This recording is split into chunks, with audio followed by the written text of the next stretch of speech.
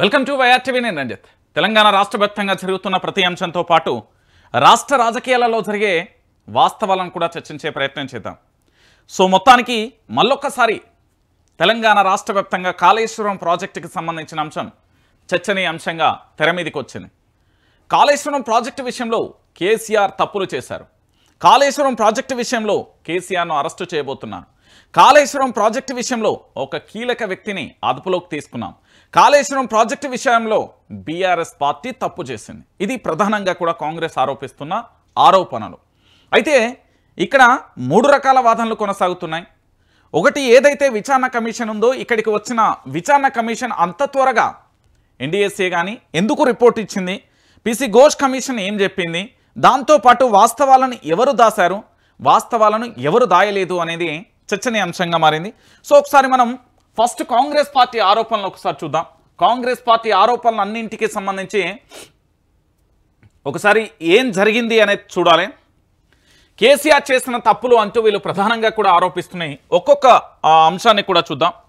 So మొట్టమొదటిది, project అంచనాలను ఇష్టానురీతిన పెంచిర్రు. Project యొక్క అంచనాలు ఏవైతే ఉన్నాయో వాటి ఇష్టానుసారంగా పెంచారనేది ప్రధానంగా కూడా కాంగ్రెస్ ఆరోపిస్తున్న ఆరోపణ.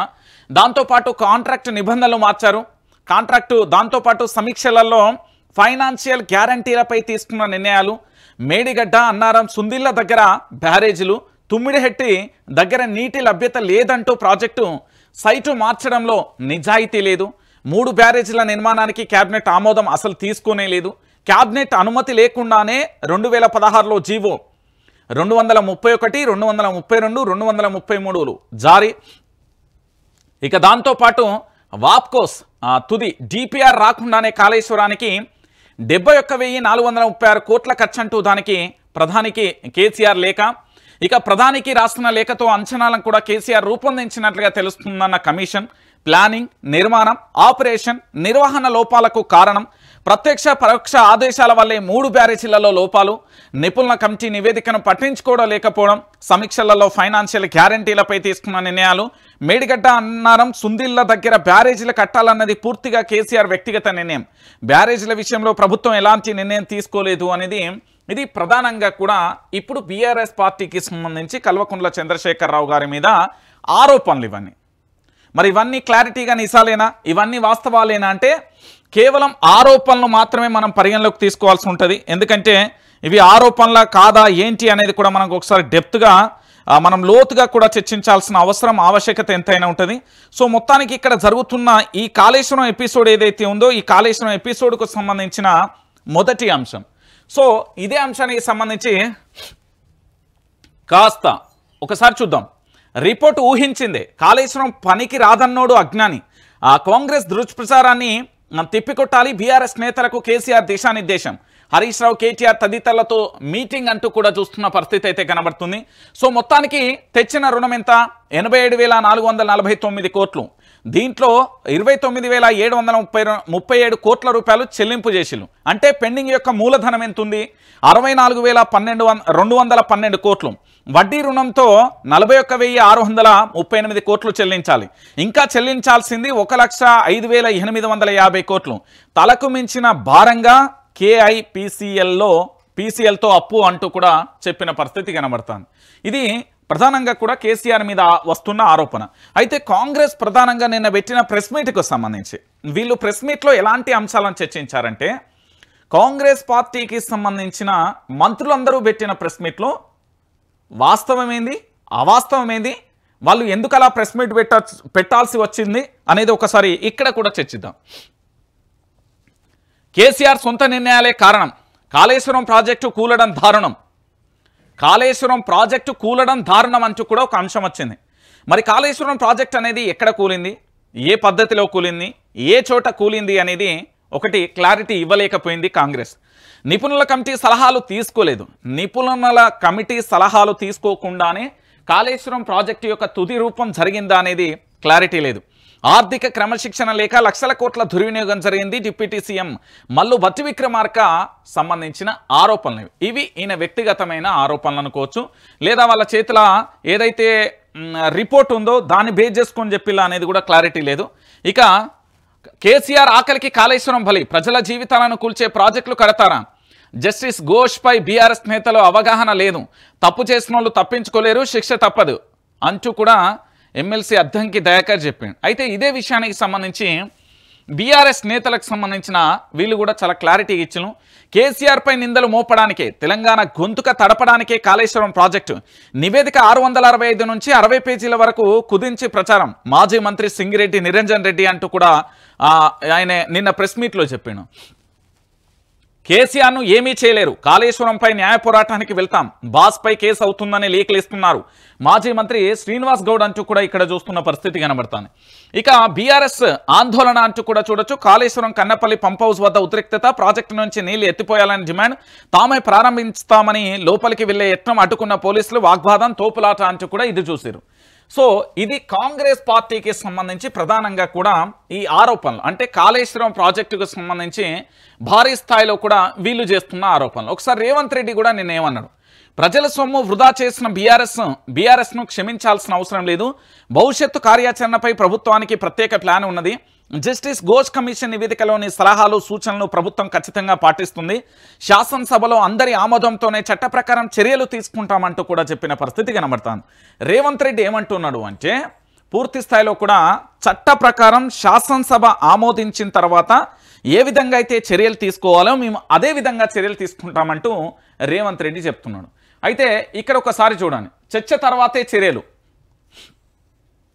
మేడిగడ్డ పాపం కేసీఆర్ హరీష్ రావులదే, జోషి స్మితా సబర్వాల్ నిర్లక్ష్యంతోనే పూర్తిగా తప్పుడు ధృవీకరణ పత్రాన్ని, క్యాబినెట్ ఆమోదం లేకుండానే పర్మిషన్లు, తెలంగాణను అప్పుల ఊబిలోకి నెట్టారు, 32 సార్లు కేసీఆర్ పేరు, హరీష్ ఈటల కూడా బాధ్యులే, కాళేశ్వరంపై కేబినెట్ సుదీర్ఘ చర్చ, 665 పేజీల నివేదికపై డిస్కషన్, అక్రమాలకు మాజీ సీఎంఏ కారణం, మంత్రులకు ఉత్తమ్ ప్రజెంటేషన్ అంటూ కూడా ఇక్కడ చూసారు.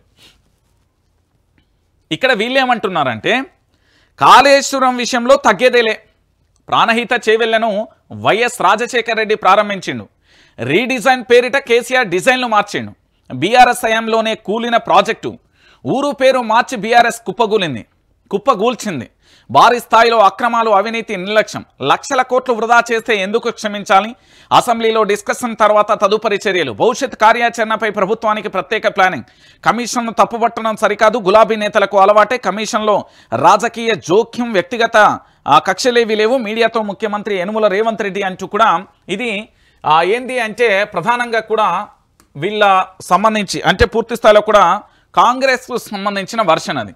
ఇక కాళేశ్వరం బాధ్యులు కేసీఆర్ అంటూ కూడా ప్రధానంగా కూడా చెప్పిల్లు. సో దీనికి సంబంధించి కూడా మనం చూసాం. సో కమిషన్ తేల్చిన బాధ్యులు ఎవరెవరు, దీంట్లో కమిషన్కు సంబంధించిన రిపోర్ట్లో కొంతమంది పేర్లు ఉన్నాయి. ఎవరిదున్నది అంటే కల్వకుంట్ల చంద్రశేఖరరావు మాజీ ముఖ్యమంత్రి, హరీష్ రావు నీటిపారుదల శాఖ మంత్రి, ఈటెల రాజేందర్ ఆర్థిక శాఖ మంత్రి, ఎస్కే జోషి ప్రభుత్వ ప్రిన్సిపల్ మాజీ సెక్రటరీ ఇరిగేషన్కు సంబంధించి, స్మితా సబర్వాల్ ముఖ్యమంత్రి గారి అదనపు కార్యదర్శి, సి మురళీధర్రావు మాజీ engineer in chief irrigation, N Venkateswarlu మాజీ ENC Kaleshwaram, B Hariram Kaleshwaram project యొక్క మాజీ సిఈ అంటూ ఇక్కడ వాళ్ళ పేర్లకు సంబంధించి కాళేశ్వరం తేల్చిన బాధ్యులు వీరే అంటూ ఒక ప్రకటన అయితే వీళ్ళు చేసినాం. అయితే ఇక్కడ విషయం ఏంటంటే బ్యారేజీ లొకేషన్ మార్పు మొదలు నిర్మాణం వరకు, అంటే ఇందులో మాజీ మంత్రులు హరీష్ రావు ఈటెల సైతం నిర్లక్ష్యం ఉంది, తుమ్మిడిహెట్టి వద్ద నీటి లభ్యత లేదనడం అబద్ధం, ప్రాజెక్టు నిర్మాణం వద్దని నిపుణులు కమిటీ చెప్పినా కూడా వినని మాజీ సీఎం, ఉద్దేశపూర్వకంగానే నివేదికను తుంగలో తొక్కిపెట్టారు, 3 బ్యారేజీల నిర్మాణంపై నాటి కేబినెట్లో చర్చ జరగలేదు, పర్మిషన్ ఉన్నదని ఈటెల తప్పుడు సమాచారం, ఏజెన్సీ లబ్ధి చేకూర్చేందుకే అదనపు ఖర్చులకు ఆమోదం, తప్పుడు సాక్ష్యాలు సమర్పించిన అధికారులపై చర్యలు తీసుకోవాలి, 665 పేజీలతో justice PC Ghosh commission report అధ్యయనం చేసి 60 పేజీల సారాంశాన్ని తయారు చేసిన అధికారుల కమిటీ, కేబినెట్ భేటీలో పవర్ పాయింట్ ప్రజెంటేషన్ ద్వారా వివరించిన మంత్రి ఉత్తమ్, కాళేశ్వరం ప్రాజెక్టు కేబినెట్ ఆమోదం అంటూ కూడా చూడొచ్చు. సో మొత్తానికి ఇది కాంగ్రెస్ పార్టీకి సంబంధించిన వర్షన్. అయితే ఇదే అంశానికి సంబంధించి బీఆర్ఎస్ వర్షన్ ఎట్లున్నదో ఒకసారి చూద్దాం. ఒక్కసారి కమిషన్ ఒకసారి ఇది చూద్దాం. ఇక్కడ మీకు కనబడుతున్నది ఇటు ప్రాణహిత నీళ్లు వృధా, మేడిగడ్డ వద్ద సోమవారం వరద ప్రవాహం, ఇది మేడిగడ్డ ప్రాజెక్టుకు సంబంధించి ప్రవాహం అండి. ప్రభుత్వం పనిగట్టుకొని వదిలేయడంతో వచ్చిన నీళ్లు వచ్చినట్టు 85 గేట్ల ద్వారా దిగువకు వెళ్ళిపోతున్నాయి. ఇన్ఫ్లో ఎంత 1,10,000 క్యూసెక్లు ఉండగా అంతే స్థాయిలో నీటిని కిందికి వదిలేస్తున్నారు. మేడిగడ్డ కుంగింది, కాళేశ్వరం కూలింది అన్నట్టుగా కాంగ్రెస్ సర్కార్ చేస్తున్న ఆరోపణలకు పటాపంచలు చేస్తూ ఇంత వరద ఉధృతి బారేజ్ స్థిరంగా నిలబడిన పరిస్థితి కనబడుతుంది. చాలామంది ఏమంటారంటే మేడిగడ్డ ప్రాజెక్టుకు సంబంధించి చూపెడతారండి. ఈ మేడిగడ్డ ప్రాజెక్టు ఒకసారి చూడండి, 1,00,000కు పైగా క్యూసెక్ల నీరు ఇన్ఫ్లో, 1,00,000కు పైగా క్యూసెక్ల నీరు అవుట్ఫ్లో. అంటే మేడిగడ్డ ప్రాజెక్ట్ అనేది చాలా స్థిరంగా కూడా బలంగా కూడా నిలబడి కలబడి పూర్తి స్థాయిలో కూడా ప్రాజెక్టు నిలబడింది అని చెప్పడానికి సజీవమైన సాక్ష్యం.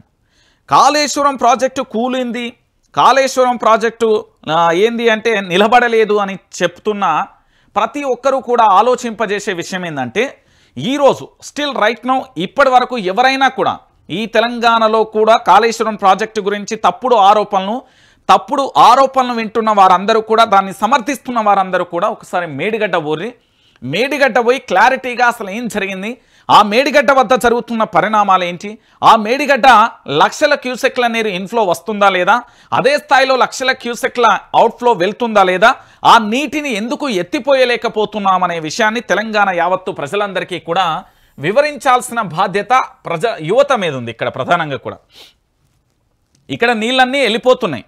85 గేట్లకు 85 గేట్లు వెళ్ళేస్తే నీళ్ళన్నీ కూడా వెళ్ళిపోతున్నాయి. దీన్ని ఎత్తిపోయాల్సిన బాధ్యత ప్రభుత్వం మీద ఉంది. కానీ ప్రభుత్వం మాత్రం అలాంటి పని చేయకపోవడంతో ఇక్కడ ఎండిపోతున్న వరి నాట్లు చూస్తున్నారు. తన ఎండిన పొలాన్ని చూపిస్తున్న ఈ రైతు రెడ్డబోయిన రాజయ్య, కరీంనగర్ జిల్లా హుజరాబాద్ మండలం రంగాపూర్ గ్రామం రైతు. కాళేశ్వరాన్ని ఆధారంగా చేసుకుని ఎస్ఆర్ఎస్పీ నీళ్లు వస్తాయని నమ్మి నాట్లు వేశాడు. కాళేశ్వరంపై కక్షగట్టిన ప్రభుత్వ నిర్వాహక ఫలితంగా ఆ పొలాలకు నీళ్లు రాకుండా పోయాయి. దీంతో వేసిన నారు ఎండుముఖం పట్టింది. ఎకరానికి 12,000 ఖర్చు చేసినామని రాజయ్య కన్నీరు మున్నీరు అవుతున్న పరిస్థితి కనబడుతుంది.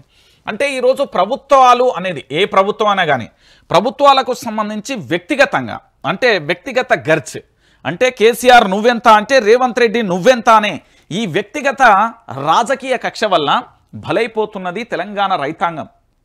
ఎందుకు తెలంగాణ రైతాంగం ఎట్లా బలైపోతుంది రంజిత్ అన్న అంటే, ఇక్కడ మేడిగడ్డకు సంబంధించిన నీళ్లు 84 గేట్లకు సంబంధించి 85 గేట్లకి 85 గేట్లను పూర్తి స్థాయిలో వదిలేస్తున్నారు. 1,10,000 క్యూసెక్ల నీరు ఇన్ఫ్లో వస్తున్నదండి, 1,10,000 క్యూసెక్ల నీరు అవుట్ఫ్లో వెళ్ళిపోతున్నది. ఈ నీళ్లను ఎత్తిపోయాల్సిన బాధ్యత ప్రభుత్వం మీద ఉంది. కానీ ప్రభుత్వం మాత్రం నిమ్మకు నీరెత్తినట్టుగా వ్యవహరిస్తుంది అని చెప్పడానికి సజీవమైన సాక్ష్యం. ఈ నీళ్లను ఎత్తిపోయకపోవడం వల్ల ఇక్కడ కరీంనగర్కు సంబంధించి ఎస్ఆర్ఎస్పీకి సంబంధించి పూర్తి స్థాయిలో కూడా ఇక్కడ నీళ్లు రాకపోవడంతో ఏ విధంగా ఎండుముఖం పట్టిందో మీరే చూడరు. ఇది ఇట్లున్నదా పంచాయతీ? ఒకసారి నిన్న కమిషన్ ఒక మిషా కాంగ్రెస్ ఆత్మఘోష సర్కారీ చిలక ఘోష్ నివేదిక. ఇక ఒకసారి ఇదంతా చూద్దాం. ఇది బీఆర్ఎస్ పార్టీకి సంబంధించి ప్రధానంగా కూడా వాదన అనుకోవచ్చు, వాళ్ళు ఖండిస్తున్న తీరు అనుకోవచ్చు, మరేదైనా అనుకోను. తుమ్మిడిహెట్టి జపం చేస్తున్న జ్యుడిషియల్ కమిషన్ కావాల్సిన ముఖ్య నేతలకు పంచిపెట్టి సోషల్ మీడియా పెయిడ్ టీంలను అందించి అనుకూల మీడియాలకు లీక్ చేసి కథనాలను వడ్డి వారించి 3 రోజుల తర్వాత ఎట్టకేలకు కాంగ్రెస్ ప్రభుత్వం కాళేశ్వరం కమిషన్ రిపోర్టును ప్రజల ముందు ఉంచింది. 665 పేజీల పీసీ ఘోష్ కమిషన్ నివేదిక మొత్తాన్ని పబ్లిక్ డొమైన్లో పెట్టకుండా కేవలం 60 పేజీలతో కూడిన సెలెక్టెడ్ పేరాలను ప్రభుత్వం విడుదల చేసింది. అందుకే అది కాంగ్రెస్ ఆత్మఘోష నివేదిక అంటారు. ఒకసారి మీరు అందరూ కూడా ఆలోచించాలి. 665 పేజీల నివేదిక అండి, 1 పేజీ కాదు 2 పేజీలు కాదు, 665 పేజీలకు సంబంధించిన నివేదికలో కేవలం ఒకసారి తెలంగాణ యావత్తు సమాజం కూడా ఆలోచించండి. 665 పేజీలలో 60 పేజీల సెలెక్టెడ్ పేరాలను మాత్రమే కాంగ్రెస్ పార్టీ బయటికి రిలీజ్ చేసింది. మిగతా 600 పేజీలు ఎటెళ్ళినట్టు? ఆ 600 పేజీలను ఎందుకు పబ్లిక్ డొమైన్లో పెట్టలేదు? ఆ 665 పేజీలకు సంబంధించి ఎందుకు ప్రజల్లోకి పెట్టలేకపోతున్నది అనేది భయంలో ఉంది అని చెప్పడానికి సజీవమైన సాక్ష్యం. 3 ఏళ్లుగా కాంగ్రెస్ చేస్తున్న ఆరోపణలనే ఘోష్ కమిషన్ తన నివేదికలో కూరింది. ఎన్నికల ముందు రేవంత్ పదే చెప్పిన విషయాలను వారించిందే తప్ప ఒక కొత్త అంశాన్ని కూడా బయటపెట్టలేదు. మహారాష్ట్ర సర్కార్ ససేమిరా అన్న తుమ్మిడిహెట్టి దగ్గర ప్రాజెక్టు కట్టలేదేమోనని బాధపడింది. నిర్మాణ స్థలాన్ని మేడిగడ్డకు ఎందుకు మార్చారని ఆవేదన వ్యక్తం చేసింది. తన పరిధి కాకపోయినా కూడా రాజకీయ వ్యాఖ్యలకు దిగడం కమిషన్ స్థాయిని దిగజార్చింది. కమిషన్ అంటే ఏం చేయాలి? కాళేశ్వరం ప్రాజెక్టు యొక్క అంచనా వ్యయం ఎంత, దాంట్లో ఎంత ఖర్చు చేసిలో, నిర్మాణానికి సంబంధించిన వ్యయం ఎంత, దాంతోపాటు ఎన్ని ఎకరాలకు నీళ్ళు అందింది, దాని యొక్క నిర్మాణం యొక్క సామర్థ్యం ఎలా ఉంది, దాని యొక్క నష్టపరిహారం ప్రజలకు అందిందా లేదా, మొత్తం పూర్వపరాలను చర్చించి నివేదిక ఇవ్వాలి. కానీ మహారాష్ట్రకు సంబంధించి మహారాష్ట్ర సర్కార్ ససేమిరా అన్న తుమ్మిడిహెట్టి దగ్గర ప్రాజెక్టు కట్టలేదని బాధపడింది. ప్రాజెక్టుకు కట్టలేదని కమిషన్కి ఏంటి సమస్య? కమిషన్కి ఏంటి? కమిషన్ నివేదిక ఇవ్వాలి.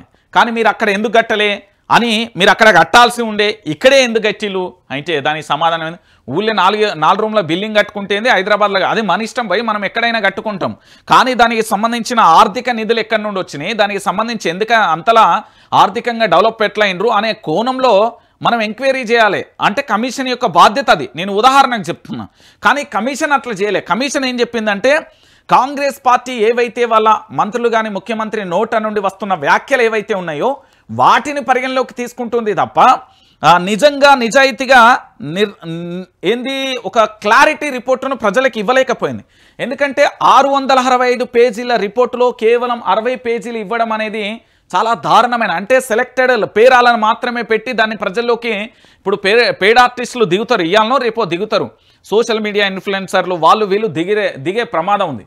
ఇది ఇట్లా పెడితే కేసీఆర్ సంకల్పానికి చెరగని సంతకం కాళేశ్వరం, బీటలు వారిన నీళ్లకు నీళ్ళిచ్చిన అపర భగీరథం కాళేశ్వరం, పడావు పడిన తెలంగాణకు సాగును పచ్చగా మార్చింది, దేశానికే అన్నపూర్ణగా నిలిచింది కాళేశ్వరం.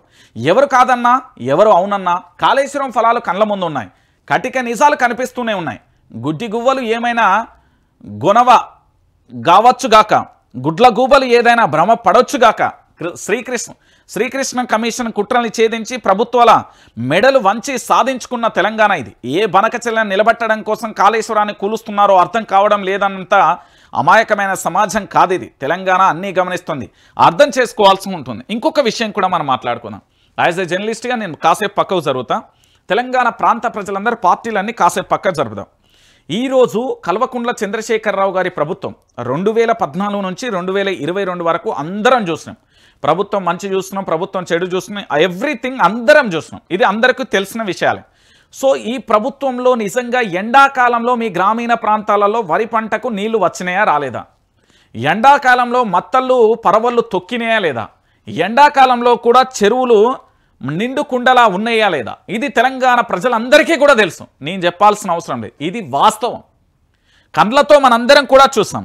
ఈరోజు 1,10,000 క్యూసెక్ల నీరు మేడిగడ్డ నుండి 85 గేట్లు ఎత్తి అవుట్ఫ్లో పోతా ఉంటే ఇన్ఫ్లో కూడా అదే స్థాయిలో వస్తే దాన్ని నీటిని ఎత్తిపోయలేని పరిస్థితులలో ప్రభుత్వం ఉంది. కానీ ఆనాడు ఎత్తిపోసి తెలంగాణ ప్రజలందరికీ రైతాంగానికి నీళ్ళు ఇచ్చింది, సాగు తాగునీరు. ఇక చివరాఖరకు తప్పులు లేవన్న వారు తప్పులు ఏది లేగలరు అన్నట్టుగా కాంగ్రెస్ నేతల మాటలు అనేది చిలక పలకల్లా పల్లె వేస్తున్నాయి. కాళేశ్వరం ప్రాజెక్టు నిర్మాణంతో 1000 కోట్ల ప్రజాధనం వృధా అయిందని కమిషన్ పేర్కొంది. మరి అంత ప్రజాధనం ఖర్చు చేసి కట్టిన ప్రాజెక్టు భవిత్యమేందో, బీడు భూములకు నీళ్ళందాలంటే దాన్ని ఎలా సత్వరమే వినియోగంలోకి తేవాలో చెప్పే తెగువ వివేకం కమిషన్ చూపించలేకపోయింది అనేది వాస్తవం. కమిషన్ రిపోర్ట్ ఇస్తుంది, కమిషన్ సలహాలు ఇస్తుంది, కమిషన్ సూచనలు కూడా ఇస్తుంది, అదేది లేదు మళ్ళీ. అంటే కమిషన్ గురించి మీరు ఆలోచించండి. ఇక ఇంకొక విషయం ఏంటంటే ఇందులో ప్రధానంగా కూడా 665 పేజీల నివేదిక పరిధి దాటి రాజకీయ వ్యాఖ్యలు చేసింది అనేది వాస్తవం. దానికి మహారాష్ట్ర ఉదాహరణ. 3 ఏళ్లుగా కాంగ్రెస్ చేసిన ఆరోపణలతోనే నింపివేత. అంటే రాజకీయ నాయకులు ఏవైతే వ్యాఖ్యలు చేసిందో అవే అందులో ఉన్నాయి. ప్రాజెక్టుల పనులపై సీఎం పర్యవేక్షణ రాజకీయ జోక్యమట. సీఎం పర్యవేక్షణ లేకపోతే ప్రాజెక్ట్ ఎట్లా కడతారు? ఇప్పుడు వీళ్ళు ఇందిరమ్మ ఇల్లులు కడుతున్నారు, వాళ్ళు ఒకవేళ వాళ్ళకి ఏదైనా కాంట్రాక్టర్కే ఇచ్చాడు, సరే డబుల్ బెడ్రూమ్ ఇంకేదైనా, దాని కాంట్రాక్టర్కి ఇస్తే వాడు బూడిద పెట్టి కట్టచ్చు, లేకపోతే ఉత్తిసుకేసి కట్టచ్చు, లేకపోతే సిమెంట్ పెండలతోనే కట్టచ్చు. దాని పర్యవేక్షణ అనేది ఉండాలనా వద్దా? ముఖ్యమంత్రి గారు కూడా పర్యవేక్షణ చేసిరు, అది రాజకీయ జోక్యమట. మరి ముఖ్యమంత్రి సీఎం ప్రభుత్వం నిర్ణయం తీసుకొని, ప్రభుత్వమే కదా ముఖ్యమంత్రి సారథ్యంలోనే కానీ కాళేశ్వరం ప్రాజెక్టుకి వచ్చింది. గా మాత్రం చిన్న సోయి కూడా లేకపాయే అంటున్నారు తెలంగాణ ప్రాంత ప్రజలు. ఇక నివేదికలో పలుచోట్ల తుమ్మిడిహట్టి జపం చేసిన కమిషన్, అడుగడుగున అక్కడ ప్రాజెక్టు ఎందుకు కట్టలేదన్న ఆరాటం. ప్రాజెక్టుగా అవసరం ఏంటి?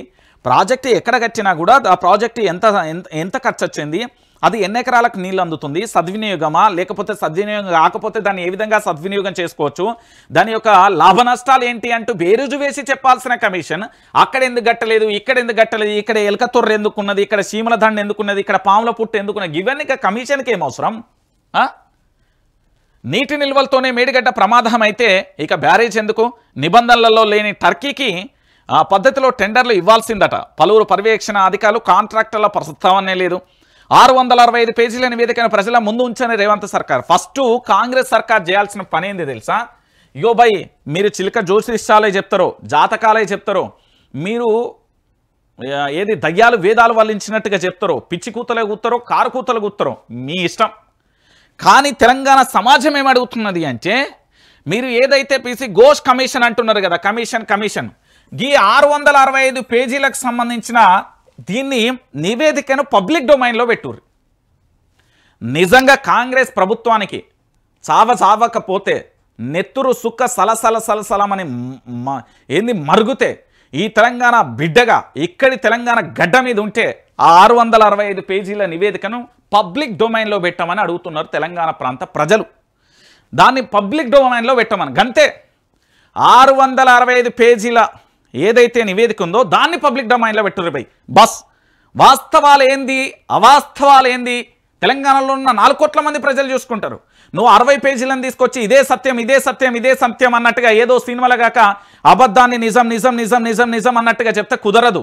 ఇక్కడ నిజాలు కావాలంటే మాకు 665 పేజీల నివేదిక పబ్లిక్ డొమైన్లో ఉంటే దాన్ని ప్రజలు సమీక్షిస్తారు. సో వాస్తవాలు ఏంది అనేది తెలుస్తుంది. సో దాన్ని పక్కన పెట్టి పూర్తి స్థాయిలో ఏదే చేస్తామంటే కుదరదు కదా. ఇక క్యాబినెట్ ఆమోదం లేకుండా నిర్ణయాలు తీసుకున్నారని ఆరోపించడంలో అర్థమే లేదు. క్యాబినెట్ లేకుండా ఎక్కడైనా ఏదైనా జరుగుతుందా? మీరు ఒకసారి ఆలోచించండి. గాంధీ దవాఖానో, ఉస్మానియా దవాఖానో, ఎంజిఎం దవాఖానో, లేకపోతే కరీంనగరో, లేకపోతే ఏదైనా ప్రాజెక్టు విషయంలో మిషన్ భగీరథో, మిషన్ కాకతీయనో, లేకపోతే ఇతరత్నో ఏదైనా ఉంటే దానికి సంబంధించి పూర్తి స్థాయిలో కూడా ఏం చేస్తారండి? క్యాబినెట్ మీటింగ్ జరుగుతుంది. క్యాబినెట్ మీటింగ్కు సంబంధించి పూర్తి స్థాయిలో కూడా ఎట్లుంటుంది ఏం కథ అనేది చెప్తారు. క్యాబినెట్ ఆమోదం ఖచ్చితంగా ఉన్నది. వాళ్ళు ఆల్రెడీ చెప్పిలు. కాళేశ్వరం ప్రాజెక్ట్ అంశం 5 సందర్భాలలో క్యాబినెట్ ముందుకు వచ్చింది. దానిని ఆనాటి క్యాబినెట్ కూడా ఆమోదించింది. సీఎం రేవంత్ రెడ్డి సొంత నియోజకవర్గానికి సంబంధించి కొడంగల్ నారాయణపేట లిఫ్ట్పై కాంగ్రెస్ సర్కార్ తొలుత ఎగ్జిక్యూటివ్ ఆర్డినెన్స్ మంజూరు చేసింది. ఆ తర్వాత క్యాబినెట్లో ర్యాప్టిఫికేషన్ తీసుకున్నది. కొడంగల్కు ఇవ్వడం తప్పు కాదన్నప్పుడు కాళేశ్వరం ప్రాజెక్టు ఇవ్వడం తప్పు ఎలా అవుతుంది? దీని గురించి సమాధానం ఉందా? లేదు. ఒకటి. ఇక రెండోది, ప్రతి చిన్న విషయంలో కేసీఆర్ రాజకీయ జోక్యం చేస్తున్నారని ఘోష్ కమిషన్ చెప్పింది. ఒక సీఎం ప్రాజెక్టు నిర్మాణంలో జోక్యం చేసుకుంటే అది రాజకీయ జోక్యం ఎలా అవుతుంది?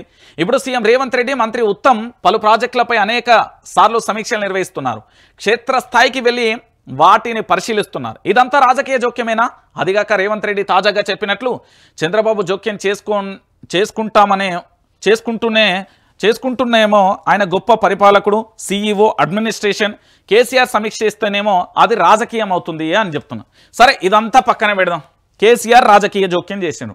మీరు ఎస్ఎల్బీసీకి సంబంధించిన ప్రమాదం జరిగింది కదా, అది మీ ప్రభుత్వం ఆధ్వర్యంలోగానే మీ మంత్రులే వేయాలి కదా. అక్కడ ఇప్పటికీ మరణించిన వాళ్ళ ఆనవాళ్ళు లేవు కదా. మరి దాంట్లో మీ రాజకీయ జోక్యం లేదని మీరే హత్య చేసి ప్రభుత్వ హత్య అంటే ఒప్పుకుంటారా? మీ ప్రభుత్వమే హత్య చేయించిందంటే ఒప్పుకుంటారా? ఒప్పుకోరు కదా. ముఖ్యమంత్రి అన్నప్పుడు పరిపాలన దక్షకుడు. ఆయన పరిపాలనకు సంబంధించి పూర్తి స్థాయిలో ఏం చేస్తాడు అంటే, పరిపాలన విషయంలో పూర్తి స్థాయిలో కూడా ప్రాజెక్టుల విషయంలో సందర్శించడం, సమీక్ష చేయడం అనేది రాష్ట్ర ముఖ్యమంత్రి అని. అందుకే రాజ్యాంగం చదువుకోర్రా నాయన. చేతిలో పట్టుకొని మీ నాయకుడు పార్లమెంట్లో తిరిగినట్టు మీరు కూడా ఊకే నోటికేది అత్తే అది మాట్లాడకుర్రి. అర్థం లేని వ్యాఖ్యలు చేయకుర్రి. భారత రాజ్యాంగం చదువుర్రి. చదవకపోతే నేర్చుకోర్రి. అది రాకపోతే టీచర్ను పెట్టుకోర్రి, లేకపోతే క్లాసులు వినుర్రి. అంతేగాని ప్రాజెక్టులను ఎవరు సమీక్షిస్తారు? ఏంది ఎవరు సమీక్షించాలి? దేశంలో ఉన్న ప్రధాని నరేంద్ర మోడీ వచ్చి సమీక్షించాలా? లేకపోతే భారతదేశానికి సంబంధించిన మొదటి పౌరురాలు వాళ్ళు వచ్చి పూర్తి స్థాయిలో కూడా రాష్ట్రపతి ద్రౌపది ముర్ము సమీక్షించాలా? లేకపోతే ఆనాటి రాష్ట్రపతి, ఉపరాష్ట్రపతి వాళ్ళు సమీక్షించాలా? లేకపోతే గవర్నర్ సమీక్షిస్తాడా? ఎవరు సమీక్షిస్తారా? గా మాత్రం చిన్న లాజిక్ ఎట్లా మిస్ అయ్యారు మీరు? లాజిక్ ఎట్లా మిస్ అయ్యారు అది చెప్పారు. ఇంకొక విషయం ఏంటంటే, బ్యారేజ్ అనేవి కేవలం నీటి డైవర్షన్ కోసమే, తక్కువ నీటి నిల్వ సామర్థ్యంతో నిర్మించాలని ఘోష్ కమిషన్ చేసిన వాదన పూర్తిగా అసంబద్ధం. దేశంలో 10 టీఎంసీలకు మించిన నీటి నిల్వల సామర్థ్యంతో కట్టిన బ్యారేజీలు చాలా ఉన్నాయి. రాష్ట్రంలో కాంగ్రెస్ ప్రభుత్వం జూరాల ప్రాజెక్టును 11 టీఎంసీలతోనే ప్రతిపాదించింది. అందులో ఇప్పుడు 9 టీఎంసీల నీళ్లు నింపి నిల్వ చేస్తున్నారు. మరి దీనికి సమాధానం ఏంది? ఇప్పుడు ఇక్కడ ఒక విషయాన్ని ఏంది అంటే, ఒక ప్రాజెక్టు ఒక బ్యారేజీ కట్టినప్పుడు ఇప్పుడు మల్లన్న సాగర్ అయినా, రంగనాయక సాగర్ అయినా, సుందీలనైనా, అన్నారమైనా, లేకపోతే ఇంకా మిగతా ప్రాజెక్టులు ఏవైనా కూడా ఆ పరివాహక ప్రాంతంలో తెలంగాణలో మీరు ఒక్కసారి మళ్ళీ ఆలోచించాలి. నేను మళ్ళీ చెప్తున్నా, రిక్వెస్ట్ చేస్తున్నా.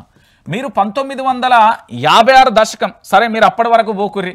1960 నుంచి 2014 వరకు ఈ తెలంగాణలో ఒక గజానికి లేదా ఒక మీటర్కో ఒక గుంటకో నీళ్లు వారిన దాఖలాలు ఎక్కడన్నా ఉన్నాయా? ఈ తెలంగాణలో పూర్తి స్థాయిలో కాళేశ్వరం వచ్చిన తర్వాతనే కదా గలగల గోదావరి మన పాదాలను పూర్తిగా స్పర్శిస్తూ వెళ్ళిపోయిన పరిస్థితి. ఎండాకాలంలో కూడా మండు టెండర్లలో కూడా మత్తలు పోసిన పర్వం కనిపించలేదా? మరి ఈ విషయాన్ని ఎందుకు దాస్తున్నారు? దీని గురించి సమాధానం లేదు. ఇంకొక విషయం, ఇక్కడ మరొక ప్రధానమైన ఎపిసోడ్ ఏంటంటే, వీళ్ళు ఎవరు? Revanth Reddy PC Ghosh commission report cut paste. 665 పేజీల నివేదిక నుంచి 60 పేజీలే బయట పెట్టిన ప్రభుత్వం. తెలంగాణ సమాజం ఇక్కడ ఉండే 4 కోట్ల మంది కాదు, మొత్తం ఆల్ పార్టీస్. మీరు మళ్ళీ అంటారేమో, ఆల్ పార్టీస్ ఒకటే డిమాండ్. ఏమంటున్నాయి అంటే, మాకు 665 పేజీల ఫుల్ నివేదిక కావాలి. మరి దాంట్లో పాజిటివ్గా ఏం రాసిళ్ళు, నెగిటివ్గా రాసిన మీ 60 పేజీల షార్ట్ కట్ చేసింది మాకొద్దు. ఇప్పుడు నేను హైదరాబాద్కు రావాలి, ఎగ్జాంపుల్ నేను నల్గొండ నుండి ఉన్నా, లేకపోతే టోల్గేట్ దాటిన బీబీ నగరో, గట్కేసరో, లేకపోతే అన్నోజీగూడనో, లేకపోతే ఇతరత్ర హైవే మార్గంలో రావాలి. అట్లా కాదు, నేను షార్ట్ కట్లో పోతా అంటే పూర్తి స్థాయిలో కూడా జరుగుతున్న పరిణామాలకు సంబంధించి ఒకసారి మీరు అందరూ కూడా ఆలోచించాలి కదా. ఇదంతా కూడా కనబడుతున్న విషయమే కదా. ఒకసారి మీరు అందరూ కూడా ఆలోచించాల్సిన విషయం. తెలంగాణ రాష్ట్ర వ్యాప్తంగా కూడా కనబడుతున్న ప్రతి ఎపిసోడ్ కూడా నేనేమంటున్నానంటే, పూర్తి స్థాయిలో 665 పేజీల నివేదిక ఏమైతే ఉందో దాన్ని 60 పేజీలకే ఎందుకు బయటపెట్టింది?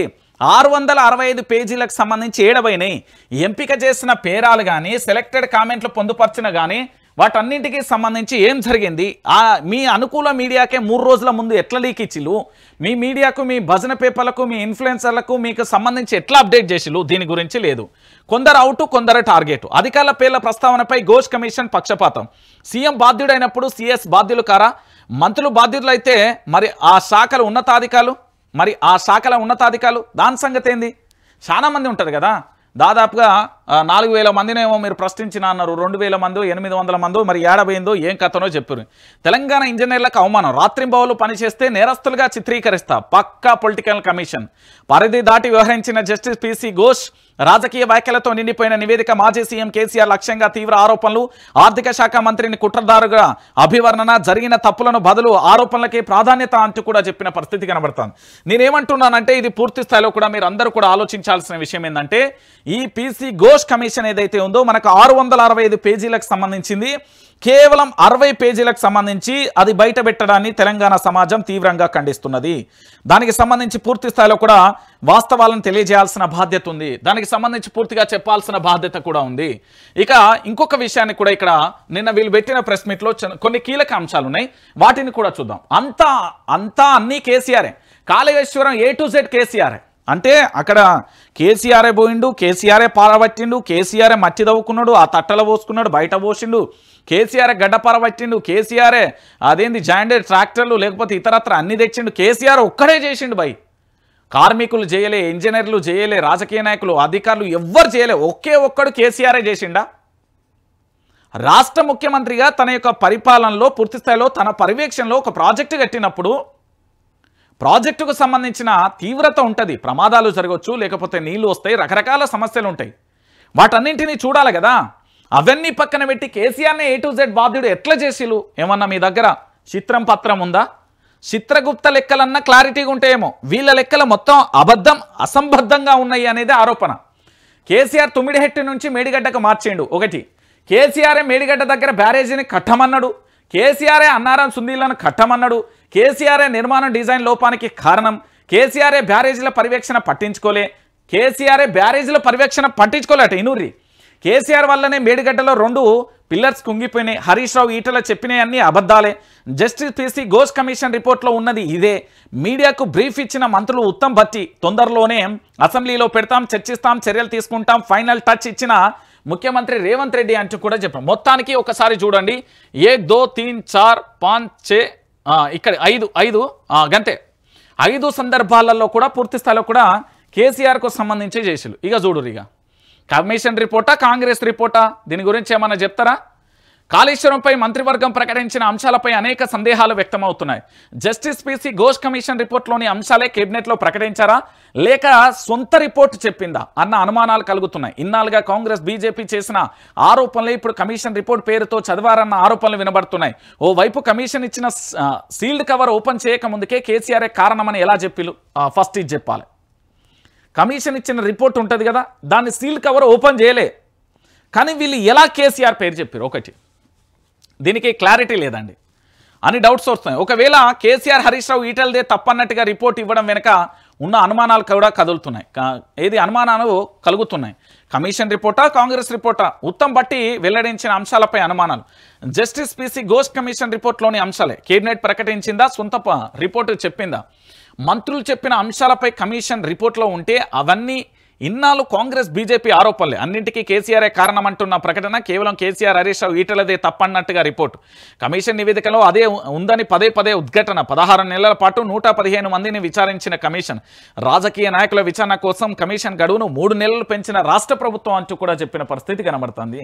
సో ఇంత క్లారిటీగా ప్రభుత్వానికి సంబంధించి ఇగో సీల్డ్ కవర్, ఇగో చూడురయ్యా, మళ్ళీ కనవల్లే అంటారు. ఇగో చూడుర్రి, కనబడ్డదా ఇది? ఈ సీల్డ్ కవర్ కనబడుతుందా? దీని సీల్డ్ కవర్ ఓపెన్ కూడా చేయలే. వీళ్ళు నిన్న ప్రెస్ మీట్ పెట్టినప్పుడు నాకు ఆశ్చర్యం అనిపించింది ఏంటంటే వాస్తవాలు ఎందుకు చెప్పలేకపోయారు. సీల్డ్ కవర్ ఓపెన్ చేయకుండా 665 పేజీలకు సంబంధించిన నివేదిక ఇల్లుంటే 60 పేజీల నివేదికకు సంబంధించి ఎట్లా పెట్టిలు? ఈ సీల్డ్ కవర్ ఓపెన్ చేయకుండా వీళ్ళు ఎట్లా ఆరోపణలు చేసింది? ఇది సీల్డ్ కవర్, మళ్ళీ చెప్తున్నా, ఇది కాళేశ్వరం ప్రాజెక్టుకు సంబంధించి ఘోష్ కమిషన్, ఏ కమిషన్, పీసీ ఘోష్ కమిషన్ అంటారు కదా మీరు, ఆ కమిషన్కు సంబంధించిన సీల్డ్ కవర్. దీనికి సంబంధించి ఇప్పటి వరకు బయట పెట్టకుండానే కేసీఆర్ మీద ఆరోపణలు ఎట్లా చేస్తున్నా. ఈ విషయంలో ఒకసారి తెలంగాణ సమాజాన్ని ఆలోచించమని నేను చెప్తున్నా. ఇక దాంతో పాటుగా ఇక ప్రధానంగా కూడా నేనేమంటున్నానంటే తెలంగాణ ప్రాంత ప్రజలందరికీ చెప్పేది ఒకటే, వైఆర్టీవీ తెలుగు న్యూస్ ఛానల్కి సంబంధించి పూర్తి స్థాయిలో కూడా ప్రతి ఒక్కరూ కూడా చూడండి. ప్రతి ఒక్కరు కూడా నేనేమంటున్నానంటే వైఆర్టీవీ తెలుగు న్యూస్ ఛానల్ని ఎందుకు చూడాలంటే వాస్తవాల ప్రతిదృశ్యం. ప్రతి ఒక్కరు కూడా సబ్స్క్రైబ్ చేసుకోండి, ఇక్కడ లైక్ చేయండి. ఇక మనం తెలంగాణ రాజకీయంగా ఇది వార్ నడుస్తున్నది కాబట్టి దాని గురించి చర్చించాం. ఇక తెలంగాణలో కొన్ని సమస్యలు ఉన్నాయి. రాష్ట్ర ప్రభుత్వానికి కాళేశ్వరం విషయం మాత్రమే కనబడుతున్నదా? మరి ఏ అంశాలు కనిపించట్లేదా? ఎందుకు బీఆర్ఎస్ పార్టీని ముక్కలుగా చేయాలనుకుంటుంది? బీఆర్ఎస్ పార్టీలో జరుగుతున్న అంతర్యుద్ధం ఉందా లేదా బీఆర్ఎస్ పార్టీని ఎందుకు ఆగం చేసే ప్రయత్నం జరుగుతున్నది? ఈ అంశాలకు సంబంధించి ఒక ప్రధానమైన ఎపిసోడ్ను కూడా మీరందరూ చూసే ఉంటారు. గిది ఒక్కసారి గిది చూడండి. బీజేపీలోకి 12 మంది బీఆర్ఎస్ మాజీ ఎమ్మెల్యేలు స్థానిక ఎన్నికలకు ముందే చేరిక. ఇప్పటికే సంప్రదింపులు అన్నీ కూడా పూర్తి. దక్షిణ తెలంగాణకు చెందిన వారే అధికం. కమలంలో బీఆర్ఎస్ విలీనం లేదా పొత్తు పేరిట ప్రచారం. అందుకే పార్టీ మారే ఆలోచనలో గులాబీ లీడర్లు. భవిష్యత్తులో ఏది జరిగినా తమకు అనుకూలిస్తుందనే ఆలోచన అంటూ కూడా చెప్పిన పరిస్థితి కనబడుతుంది. బీజేపీలోకి భారీగా వలసలు మొదలయ్యాయనే సంకేతాలు కనబడుతున్నాయి. స్థానిక సంస్థల ఎన్నికలకు ముందే పార్టీలోకి బీఆర్ఎస్కు చెందిన ప్రముఖ నేతలను చేర్చుకోవాలని ఆలోచిస్తున్నట్టుగా సమాచారం. ఇందులో భాగంగా గులాబీ పార్టీకి చెందిన 12 మంది మాజీ ఎమ్మెల్యేలు కమల్నాథ్లకు టచ్లోకి వెళ్ళినట్లుగా తెలుస్తుంది. వీరితో పాటు కమలం పార్టీ నేతలు చర్చ జరిపినట్లుగా తెలిసింది. కొందరు పార్టీ మారేందుకు అంగీకారం తెలపగా మరికొందరు కొన్ని షరతులు పెట్టినట్టుగా తెలుస్తుంది. స్థానిక సంస్థల ఎన్నికల తర్వాత జాయిన్ అయితే ఎన్నికలలో నిలబడే నేతలకు డబ్బులు సమకూర్చే భారం తగ్గుతుందని ఇంకొందరు అభిప్రాయపడుతున్నట్టుగా తెలుస్తున్నది. ఓకే, ఇక్కడ ఏం చెప్పిల్లు అంటే ఫస్ట్ తెలంగాణ సమాజం ఒకసారి ఆలోచించాలి. అధికారం అన్నది కొత్త కాదే అనేది ఒక పాట ఉంటుంది, ఈ మధ్యకాలంలో ట్రెండింగ్లో ఉన్న పాట అది. ఓకేనా, మీరు ఈ అంశాన్ని మొత్తం చూసిరు కదా. అయితే ఇక్కడ ఒకసారి మీరందరూ కూడా ఆలోచించాల్సిన విషయం ఏంటంటే బీజేపీలోకి 12 మంది ఎమ్మెల్యేలు. ఈ వార్త చూసిరు కదా. ఈ 12 మంది ఉన్నారా? ఇంకెవరు అన్నుంటే బీఆర్ఎస్ పార్టీలో వెళ్ళాలనే ఆలోచన ఉంటే దొబ్బయ్యి దరిద్రం పోతుంది. ఫస్ట్ పదవులే పరమావధిగా ఎవరైతే బీఆర్ఎస్ పార్టీలో కొనసాగాలనుకున్నారో 12 మంది ప్లస్ ఇంకెవరన్నా ఉంటే దొబ్బేరు. శని దరిద్రం అంతా పోతాయి, బీఆర్ఎస్కి వచ్చిన అదేంది పీడ మొత్తం పోతుంది. ఎందుకు అంటే తెలంగాణ ఉద్యమంలో 1200 మంది విద్యార్థుల ఆత్మ బలిదానం, 1969లో 600 పైచీలకు ఆత్మ బలిదానాలు, దాంతోపాటు ఒక జనరేషన్ పూర్తిగా కూడా తమ యొక్క జీవిత కాలాన్ని కోల్పోయిన పరిస్థితి. మరోవైపు తెలంగాణ ఉద్యమంలో చాలామంది గాయాల పాలై ఇప్పటికీ తినడానికి తిండి లేక ఉండడానికి ఇల్లు లేక అవస్థలు పడుతున్న కోకొల్లలుగా నిరుద్యోగులు, నిరుద్యోగులు ఏదైనా అనుకుందాం. సో ఈ అంశానికి సంబంధించి మనం చూసాం. సో వాళ్ళందరినీ కాదని పాపం ఉద్యమంలో పనిచేసిర్రని వాళ్ళెవడో తెలియదు, గోల్గిస్క గొట్టంగాడు అంటాం మనం కామన్గా వాడక భాషలో, వాడు ఎవ్వని తెలియదు, వాడిని తీసుకొచ్చి ఎమ్మెల్యేగా పెడితే కేవలం కేసీఆర్ ఫోటోతోని కేసీఆర్ యొక్క చరిష్మాతోని గెలిచిన నేతలు ఇంతమంది ఉన్నారన్న. సో దాంట్లో కొంతమందికి ఈరోజు డబ్బు బలుపొచ్చినట్టుగా బాగా సంపాదించిళ్ళు, అక్రమార్జన చేసిళ్ళు. వీళ్ళు ఇప్పుడు పోయేటోడు ఎవ్వడు కూడా బీఆర్ఎస్ పార్టీని వదిలి వెళ్ళేటోడు ఏ సన్నాసైనా వాడు బీఆర్ఎస్ పార్టీలోకి రాకముందుకు వాని ఆస్తి ఎంత, బీఆర్ఎస్ పార్టీ నుండి వెళ్ళేటప్పుడు వాని ఆస్తి ఎంత. ఒకటి, వాడు బీఆర్ఎస్ పార్టీ నుండి వెళ్తున్నాడు అంటే వాడు పోయేటప్పుడు కొన్ని సమాధానాలు చెప్పాలి. ఎవడైనా కానీ బీఆర్ఎస్ పార్టీ కార్యకర్తలని ఎంత మేర పట్టించుకున్నాడు, బీఆర్ఎస్ పార్టీ కార్యకర్తలకు ఏ మేర న్యాయం చేసిండు, బీఆర్ఎస్ పార్టీ కార్యకర్తలకు ఏం చేశాడు. నేను చచ్చినా నా పార్థివ దేహం మీద కూడా బీఆర్ఎస్ గులాబీ జెండే కప్పాలన్న సన్నాసులంతా ఇవాళ ఎందుకు మాట మారుస్తున్నాడు అంటే వ్యక్తిగత స్వార్థాల కోసం, కష్టకాలంలో పార్టీకి తోడుండాలన్న ఇంకిత జ్ఞానం కూడా లేదు, తిన్న విశ్వాసం కూడా లేదు, పదవులు అనుభవించిన విశ్వాసం కూడా లేదు. కానీ పార్టీ మారాలి, వెళ్ళిపోవాలి, పదవి లేకపోతే బతకలేం, పవర్ లేకపోతే అసలే ఉండలేం. ఇది దూదుంకుడు చర్యనా లేకపోతే ఏంది అనేది మీరు ఆలోచించాల్సిన విషయం. బీజేపీలోకి 12 మంది. ఈ ప్రచారాన్ని ఎవరు చేస్తున్నారు ఒకసారి మనం దీన్ని చర్చిద్దాం. అసలు తెలంగాణలో బీజేపీ ఉందా? ఫస్ట్ క్వశ్చన్ మార్క్ ఇది. ఉంది, బీజేపీ జెండా అయితే ఉంది. మరి బీజేపీ నాయకత్వం ఎట్లున్నది? బీజేపీ నాయకత్వం ఎట్లున్నది? రాష్ట్ర అధ్యక్షుడిగా రామచంద్రరావు, ఇన్నర్గా బండి సంజయ్ నడిపిస్తాడు, నువ్వా నేను అన్నట్టుగా కిషన్ రెడ్డి, ఏందో చూద్దామన్నా ఈటెల, అసలు ఏం నడవది మీదన్నా ధర్మపురి, ఆట ఆడదామన్నా రఘునందన్ రావు. ఇది భారతీయ జనతా పార్టీ అసలు కథ. బయటికి వెళ్ళిపోయిన రాజాసింగ్, ఈ రచ్చంతా చూడలేక మీ అందరికీ తెలిసిందే. బీజేపీ తెలంగాణలో ఒక ఉద్యమం లేదా ఒక ప్రజల పక్షాన పోరాటం చేసి మేము గిది సాధించాం, మేము గిది చేసాం, లేదు పోయి మా కార్యకర్తలను ఇంతమందిని తీర్చిదిద్దాం, ఏది లేదు, ఏ టు జెడ్ ఏమీ చేయలేదు. మరి ఆ పార్టీలోకి వెళ్తున్నారనే ఈ ప్రచారం ఎందుకు చేస్తున్నారు అంటే రాజకీయ డైవర్షన్. ఇది బీఆర్ఎస్ బీజేపీలో విలీనం, బీఆర్ఎస్ బీజేపీలో కలవబోతున్నారు, వీళ్ళిద్దరు కలిసి వచ్చే ఎన్నికలలో పోటీ చేస్తున్నారు. ఇదంతా మైండ్ గేమ్ అండి, మీకు మళ్ళీ చెప్తున్నా, మైండ్ గేమ్ ఆడుతున్నా. ఈరోజు కాళేశ్వరానికి సంబంధించిన పీసీ ఘోష్ కమిషన్ ఇచ్చింది కదా రిపోర్ట్, 1,00,000 కోట్ల స్కామ్ జరిగింది. అదే ప్రాజెక్టుకు అయిందే 1,00,000 కోట్లు. సన్నాసులలో బుర్రున్నదారా అని అంటున్నారు తెలంగాణ ప్రాంత ప్రజలు. ఇక్కడ ఒక విషయం ఏంటి అంటే అందరూ ఆలోచించాల్సింది, 12 మంది బీఆర్ఎస్ వాళ్ళు బీజేపీలోకి ఎందుకు పోతారు? అదేమన్నా కాంగ్రెస్ పార్టీ అధికారంలో ఉన్నదా? ఏమున్నదని బీజేపీలోకి పోతారు? సెంట్రల్లోనే ఉంటుందో ఊడుతుందో తెలియదు. ఆ ఎన్డీఏ కూటమిలో అటు చంద్రబాబు, అటు తర్వాత ఆయన పేరేం లాలూ ప్రసాద్ యాదవ్, ఇంకొకరు నితీష్ కుమార్, ఇంకొక 2-3 రాష్ట్రాలకు సంబంధించిన కూటమి ఉన్నది కాబట్టి సెంట్రల్లో అది ఉంటుంది. మోడీ చరిష్మా పడిపోయింది, అయిపోయింది. సెంట్రల్లో భారతీయ జనతా పార్టీ కేల్కతం దుకాన్ బంద్ 2028లో వస్తుంది అనుకుంటే అది మీ పగటి కల కాదు, ఇంకే కల అయినా కావచ్చు. 2 సూర్యులు ఈ భూమి మీద ఉన్నారని ఎట్లా భ్రమపడతారో అట్లనే ఈ తెలంగాణలో ఈ భారతదేశంలో కూడా రాబోయే ఎన్నికలలో భారతీయ జనతా పార్టీ ఘోర పరాభవాన్ని కూడా మనం చూడబోతున్నాం. ఆ ఈవీఎంల పంచాయతీ కూడా తెర మీదకి వస్తుంది. ఇదంతా ప్రచారాన్ని కల్పితాన్ని ప్రచారించి జోడించి మాల్ మసాలా వేసి ఇట్లా ప్రచారం చేస్తున్నారు. బీఆర్ఎస్ వాళ్ళు బీఆర్ఎస్లోనే ఉంటారు, బీఆర్ఎస్లో ఉన్న డస్ట్బిన్ వెళ్ళిపోతాయి, చెత్త అనేది. ఇప్పుడు మనం ఏదైనా ఫుడ్ తెచ్చుకుంటాం, ఆ తెచ్చుకున్న తర్వాత వేస్టేజ్ ఉంటుంది కదా, ఆ వేస్టేజ్ని చెత్తకుప్పలు వేయాల్సింది కదా. అట్లనే బీఆర్ఎస్లో ఉన్న కాస్త డస్ట్బిన్ ఉన్నది, దాన్ని క్లియర్ చేయాలి. ఆ దుమ్ము బట్టి ఉన్నది, దాన్ని అంతా దులిపితే ఆ డస్ట్బిన్ అంతా వెళ్ళిపోతే సంతోషం. ఎందుకంటే కార్యకర్తలు కూడా చాలామంది మగ్గి వాళ్ళ కన్నీళ్ళు, వాళ్ళ కష్టాలు, వాళ్ళ బాధలు వెళ్ళబోసుకోలేక, కక్కలేక, మింగలేక, పార్టీ కోసం ఉండి కేసీఆర్ ముఖం చూసి, హరీష్ రావు ముఖం చూసి, కవిత ముఖం చూసి, కేటీఆర్ ముఖం చూసి, గులాబీ జెండా ముఖం చూసి, ఉద్యమకాలం నాటి గుర్తు చేసుకొని కక్కలేక, మింగలేక చాలా మంది ఉద్యమకారులు ఉన్నారు. అట్లనే ఇవాళ వెళ్ళిపోయేటోళ్ళను బాజాప్తిగా మంగళహారతి ఇచ్చి సాగనంపాలి మనం. ఈ డస్ట్బిన్ మనకు అవసరం లేదు. ఎవరైతే గులాబీ జెండా కోసం నిలబడతారో, ఎవరైతే కేసీఆర్ వెనకాల నిలబడతారో, ఎవరైతే ఉద్యమకాలం నాటి కేసీఆర్ను చూసినప్పుడు 10 సంవత్సరాల అధికారంలో ఉన్నప్పుడు చూసినప్పుడు ఇప్పుడు ఆ కేసీఆర్ వెనక నడుస్తారో అలాంటి కేసీఆర్ను మనం వెనక నిలబడాలి అనేది ఉన్నారు వాళ్ళు.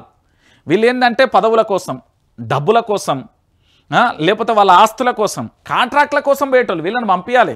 ఎంత తొందరగా పంపిస్తే అంత తొందరగా దరిద్రం పోతుంది. తెలంగాణలో బీజేపీ లేదు, ఫస్ట్ తెలంగాణలో బీజేపీ రాదు.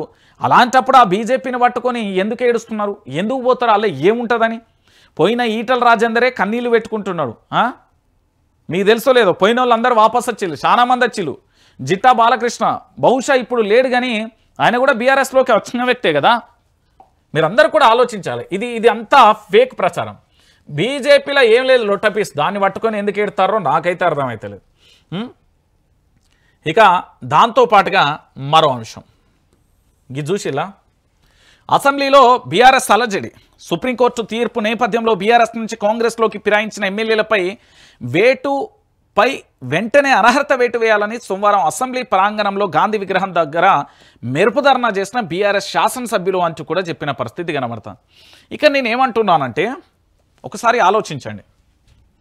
ఏది బీఆర్ఎస్ పార్టీలో గెలిచిలు, వీళ్ళు కాంగ్రెస్లోకి వీళ్ళు. ఇప్పుడు బీఆర్ఎస్ పార్టీలో ఉన్నట్ట, కాంగ్రెస్ పార్టీలో ఉన్నట్ట, ఎటు కాకుంటున్నట్ట, ఇది ఆ మారిపోయిన నేతలు తెలుసుకోవాల్సిన పరిస్థితి. నేను ఎందుకు ఈ విషయాన్ని చెప్తున్నానంటే ఇందులో 2-3 కిరుకులు ఉన్నాయి. ఏది చాలామంది నేతలు ఇట్లా మైక్ ఇయ్యంగానే, ఇది మైక్ అనుకోండి ఉదాహరణకు, మా నియోజకవర్గ అభివృద్ధి కోసం మా నియోజకవర్గంలో ప్రాజెక్టులు కావచ్చు, 100 పడకల ఆసుపత్రి కావచ్చు, రోడ్లు కావచ్చు, డ్రైనేజీలు కావచ్చు, లేదా సంక్షేమ పథకాలు కావచ్చు, ఇవన్నీ రావడం కోసం నేను పార్టీ మారుతున్నా అంటే మీరేం చేయాలి తెలుసా, మీ చేతులు ఏంటంటే అది తీసి పల్లనేరు తర్వాత చూద్దాం. ఇది తెలంగాణ ప్రాంత ప్రజలు చర్చించుకుంటున్నారు, ఊళ్ళల్లో పల్లకు వచ్చేటట్టున్నారు. వాస్తవం ఏంటంటే వీళ్ళు పార్టీ మారిన వాళ్ళు ఉన్నారు కదా, ఆ పార్టీ ఫిరాయించిన వాళ్ళు, వీళ్ళు దేనికోసం వీళ్ళంటే వాళ్ళ యొక్క అక్రమాస్తులు కాపాడుకోవడానికి వీళ్ళు, వాళ్ళ కుటుంబ రాజకీయ వ్యవస్థను ఏంది అంటే ఇంకా దాన్ని పెంచి పోషించడానికి, విస్తరించడానికి వేరు. ఇంకొక విషయం ఏంటంటే వాళ్ళు ఎప్పుడైనా కూడా పవర్ లేకపోతే ఉండరు, పవర్ లేకపోతే ఉండలేరు. ఎందుకంటే వాళ్ళ దగ్గర పవర్ ఉండాలి కదా, అంటే కంటెంట్ ఉండాలి కదా, సబ్జెక్ట్ ఉండాలి కదా, పరిపాలన దక్షత ఉండాలి కదా. విపక్షంలో ఉన్న అధికారంలో ఉన్నా కూడా పోరాట స్ఫూర్తి ఉండాలి కదా, దమ్ము ధైర్యం ఉండాలి, చరిష్మా ఉండాలి. విపక్షంలో ఉన్న పోరాటం చేస్తా అంటే ఒక్కొక్కటి లాగులు దడవాలి, అది లేదు కదా, ఇది ఉత్త కేసులే. కాబట్టి వీళ్ళు ఏం చేసిందంటే మారిలు. సో ఉప ఎన్నికలు అనేది ఖాయం. మీరు అనుకుంటున్నారో లేరో కానీ ఖచ్చితంగా తక్కువలో తక్కువ పార్టీ మారిన వాళ్ళ దాంట్లో సగం మంది ఫిరాయింపు ఎమ్మెల్యేల మీద వేటు పడుతుంది. ఆ వేటు పడ్డ తర్వాత ఖచ్చితంగా కూడా ఆ వేటుకు సంబంధించి 100% ఉప ఎన్నికలు అనేది వస్తాయి. ఆ ఉప ఎన్నికలకు సంబంధించి ఖచ్చితంగా జరగబోతుంది అనే విషయానికి సంబంధించి మనం చూడాల్సిన విషయం. ఇక ఇది తెలుసు కదా, 3 గురుకులాలలో ఫుడ్ పాయిజన్, 65 మంది విద్యార్థులకు అస్వస్థ, బాధితులను సస్పెండ్ చేయాలని బీఆర్ఎస్ ఆధ్వర్యంలో ధర్నా. కొమరంభీం ఆసిఫాబాద్ జిల్లా రెబ్బన పిహెచ్సిలో చికిత్స పొందుతున్న గురుకుల విద్యార్థిని. ఇది ఎంత దారుణం అంటే గ్రామీణ ప్రాంతాలలో పేద బడుగు బలహీన వర్గాలకు సంబంధించి ఉదయం పూట పౌష్టికాహారం లేక మధ్యాహ్నమో సాయంత్రము సకాలంలో తల్లిదండ్రులు పనులకు వెళ్ళో లేకపోతే ఏదైనా మేము ఇంట్లో ఉండలేము పనులకు వెళ్తాం, ఈ పిల్లలకి ఇబ్బంది అవుతుంది, లేదా మేము చేస్తున్న గొడ్డు కట్టం వీళ్ళు చేయకూడదు, వీళ్ళు కలెక్టర్లో లేకపోతే ఎస్పీలో లేకపోతే లాయర్లో లేకపోతే పైలట్లో శాస్త్రవేత్తలో ఇంకేదైనా ఉన్నత స్థాయిలో మాలా వీళ్ళు కష్టపడకూడదు అంటూ వాళ్ళు కాయకష్టం చేసి గురుకులాలకు పంపించి చదువుకోమంటే ఇంటికాడికి పోతానన్న కడుపు నిండా 3 పూటల బువ్వ దొరుకుతుందేమో కానీ వీళ్ళు ఈరోజు గురుకులాలంటేనే సావుకు కేర్ ఆఫ్ అడ్రస్సా, గురుకులాలంటే ఒక యమలోకమా, గురుకులాలంటే భయాందోళనకు గురయ్యే పరిస్థితులు ఏర్పడ్డాయి. ఇది ప్రభుత్వం ఎందుకు దీన్ని పూర్తి స్థాయిలో పర్యవేక్షించలేకపోతుందో అర్థం కాని విషయం. దాంతోపాటు అధికారుల విషయంలో కూడా ఇప్పటి వరకు కూడా అధికారులు ఎందుకు ఇట్లా వ్యవహరిస్తున్నారో అర్థం కాని విషయం. విద్యా వ్యవస్థ ఎందుకు నానాటికి మీరు ఒకసారి ఆలోచించండి. ఈ భూమి మీద ప్రపంచ దేశాలలో ఎక్కడైనా విద్యా వైద్యం అనేది చాలా అంటే చాలా దైవంగా మనం కొలుస్తాం. ఏదైనా ఆసుపత్రికి వెళ్ళినప్పుడు ఐసీయూలోకి వెళ్ళినప్పుడు దేవుడే డాక్టర్గా పరిగణించి డాక్టర్ను దేవుడిగా పరిగణించి మనం వెళ్తాం. దాంతోపాటు ఏదైనా విద్యాలయానికి వెళ్తే గుడిలా భావిస్తాం. అలాంటిది రెండింటిని తెలంగాణలో నిర్లక్ష్యం చేస్తూ ఉంటే ప్రభుత్వం మాత్రం నిమ్మకు నీరెత్తినట్టుగా కూడా కనీసం స్పందిస్తలేదు. పోనీ అక్కడ ఉన్న ఎమ్మెల్యేలు పోతారా? లేదు. పోనీ అక్కడ ఉన్న ఎంపీ పోతాడా? పోడు. పోనీ అక్కడ ఉన్న ఎమ్మెల్సీ పోతాడా? పోడు. అక్కడ ఉన్న కలెక్టర్లు పోతాడా? పోడు. అక్కడ ఉన్న డిస్ట్రిక్ట్ ఎడ్యుకేషన్ ఆఫీసర్ పోతాడా? పోడు. అక్కడ ఉన్న ఎంఏఓ పోతాడా? పోడు. కానీ నా తెలంగాణ బిడ్డలు మాత్రం గిట్ల గురుకులాలలో పస్తుల వండి కడుపు నొప్పులతోని అనారోగ్యాలతోని ఉండాలి. నేటి బాలలే రేపటి భావి భారత పౌరులు. ఏమైతారు మా పౌరులు? పట్టడన్నం పెట్టలేని దుర్మార్గమైన ప్రభుత్వంలో చిత్రహింసలు పడుతున్నారు. ఇది ప్రభుత్వం చేస్తున్న ఘోరమైన తప్పిదం. ప్రభుత్వం టార్చర్ పెడుతుంది అని తెలంగాణ సమాజం అంటుంది. ఇది ప్రభుత్వ వేధింపులే అంటున్నారు. ప్రభుత్వం చాతగానితనం అనేది ప్రజలు బయట పొల్లు తిడుతున్నారు. ఇది నేను చెప్పే అంశం కాదు. ఒక రకంగా చెప్పాలంటే పూర్తి స్థాయిలో కూడా చాలా వరకు కూడా మనం ఆలోచించాల్సిన విషయం. ఇక మరొక అంశం చూద్దాం. బీసీలు అంటే మీ అందరికీ తెలుసు కదా. ఈ బీసీలకు సంబంధించిన అంశం చాలా రకాలుగా కొన్ని ప్రశ్నలు ఉత్పన్నమవుతున్నాయి. బీసీలకు గతంలో 32% టికెట్లు ఇచ్చింది ఎవరు? బీఆర్ఎస్. 2019లో జడ్పీటీసీ ఎన్నికలలో బీఆర్ఎస్ ఘనత. కోటాకు మించి అవకాశాలు ఇచ్చింది గులాబీ పార్టీ. రిజర్వ్డ్ స్థానాలు మొత్తం 90 అండి. బీఆర్ఎస్ ఇచ్చింది 169 స్థానాలకు బీసీలకు అవకాశం కల్పించింది. జనరల్ స్థానాలలో బడులకు పార్టీకి పెద్దపీట వేసింది. ఇప్పుడు 42% అంటూ కాంగ్రెస్ అడావిని. పూటకో మాట రోజుకో డ్రామాతో అసలుకే ఎసరం. 26 జిల్లాలలో 23% కోటాకు పైబడి, 10 జిల్లాలో 30%కి పైబడి, 9 జిల్లాలలో 40%కి మించి. ఒకసారి ఏ జిల్లాలలో ఒకసారి చూద్దామండి, ఎందుకంటే కొంత మేరకు మనం చూద్దాం. ఇది 2019 స్థానిక సంస్థల ఎన్నికలలో జడ్పీటీసీ బీసీ రిజర్వేషన్లు బీఆర్ఎస్ కేటాయించిన సీట్లు బీసీ రిజర్వేషన్లు 22.79% ఉంటే బీఆర్ఎస్ కేటాయించింది 31.35%. బీసీ రిజర్వ్ 90 స్థానాలు, ఇచ్చిన టికెట్లు 169. ఇందులో జిల్లాల వారీగా ఒకసారి చూసుకుందాం. మనం పెద్దపల్లిలో 53.85% బీసీలకు అవకాశం కల్పించింది బీఆర్ఎస్. పెద్దపల్లికి సంబంధించి పక్కనున్న గద్వాలకు పోతే 50% బీసీలకు అవకాశం కల్పించింది ఎన్నికలలో. భూపాలపల్లిలో 45.45%కి అవకాశం కల్పించింది. ఇక మెదక్కు సంబంధించి 45% అవకాశం కల్పించింది. ఇక వనపర్తిలో 42.86% కల్పించింది. సిరిసిల్లలో 41.67% కల్పించింది.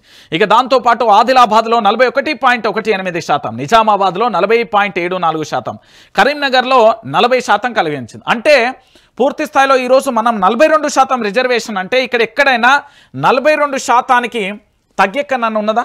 ఇక్కడ ఆల్మోస్ట్ అంతా ఒక సిరిసిల్ల ఆదిలాబాద్లో 41 ఆల్మోస్ట్ 53% హైయెస్ట్గా ఇచ్చింది. బీసీలకు అవకాశాన్ని కల్పించింది బీఆర్ఎస్ పార్టీ.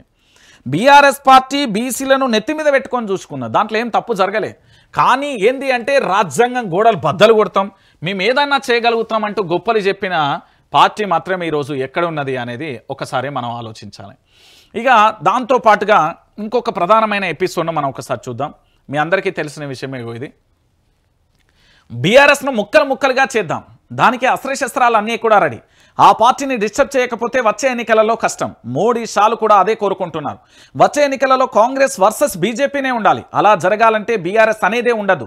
కవిత మన చేతుల్లోనే ఉంది, పెద్ద పనేం కాదు. బీఆర్ఎస్ పార్టీని చీల్చే పనిలో సీఎం రేవంత్ రెడ్డి. ఏందట ఒకసారి చూద్దాం. ఇల్లేదు ఎంతవరకు అవుతుందో నేను చెప్తా. బీఆర్ఎస్ పార్టీపై రేవంత్ రెడ్డి మరోసారి కుట్రలను తెరలేపినట్లుగా తెలుస్తుంది. ఈ నెల పార్టీని విచ్ఛిన్నం చేసేందుకు ప్రయత్నాలు మొదలుపెట్టినట్టుగా ఆరోపణలు వినబడుతున్నాయి. ఇన్నాళ్ళుగా కేసులతో కానీ పనిని ఇప్పుడు కవితతో చేయిస్తున్నారనే ప్రచారం. బీఆర్ఎస్ పార్టీని అంతం చేసేందుకు రేవంత్ రెడ్డి అస్త్రశస్త్రాలను సిద్ధం చేసినట్టుగా తెలుస్తున్నది అనే అంశానికి కనబడుతుంది. ఒక్కసారి రేవంత్ రెడ్డిని క్లారిటీగా చూడండి. మంచిగానే ఉన్నాడు, అద్భుతంగా ఉన్నాడు, హ్యాండ్సమ్ హీరో కాదనంగానే హీరో లెక్కనే ఉన్నాడు కదా. హీరో లెక్కనే ఉన్నాడు భయ్, మీరు ఎందుకు అట్లా ఫీల్ అవుతున్నారు? యనమల రేవంత్ రెడ్డి హీరో అద్భుతంగా ఉన్నాడు. ఒకసారి చూడు, ఆ ఫేస్లో గ్రేస్, ఆ హెయిర్ స్టైలు, ఆ గడ్డము, మిస్సాలు, నిజంగా నల్లమ్మల పులి హీరో. చూడు రయ్యా, అరే నేను అబద్ధం మీరు గిట్లా ఫీల్ అయితే ఎట్లా? ఇక చూడు, మళ్ళీ జూమ్ చేస్తున్నా, ఇక చూడు మా ఎంత హ్యాండ్సమ్ ఉన్నాడు అసలు. అమ్మాయి గ్లామరస్ కూడా మనకు లేకపోయా, హెయిర్ స్టైల్ చూడు ఇట్లా ఎంత మంచిగా ఉందో. ఇక చూడు అన్న ఎంత అద్భుతంగా ఉన్నాడో. అయితే అన్న అనుకుంటున్నాడు, ఏమనుకుంటున్నాడు అంటే ఇంత హ్యాండ్సమ్గా ఉన్నా కదా ఎట్లనైనా బీఆర్ఎస్ని ఖతం చేయాలనుకుంటున్నాడు. అయితే అన్న అనుకునే తప్పులేదులే, అన్న ఎంత హ్యాండ్సమ్గా అంత ఆలోచనలు కూడా అద్భుతంగా ఉంటాయి. ఇక అన్న ఏమైనా చేద్దాం అనుకుంటాడు. ఎవరు? రేవంత్ రెడ్డి. రేవంత్ రెడ్డి అంటే ఎవరు? మన తెలంగాణ రాష్ట్ర గౌరవ ముఖ్యమంత్రి. ముఖ్యమంత్రి గారు అంటే నాకు చాలా గౌరవం, అపారమైన ఇష్టం. ఎందుకంటే ముఖ్యమంత్రి గారు అంటే చాలా గౌరవం ఉండాలి.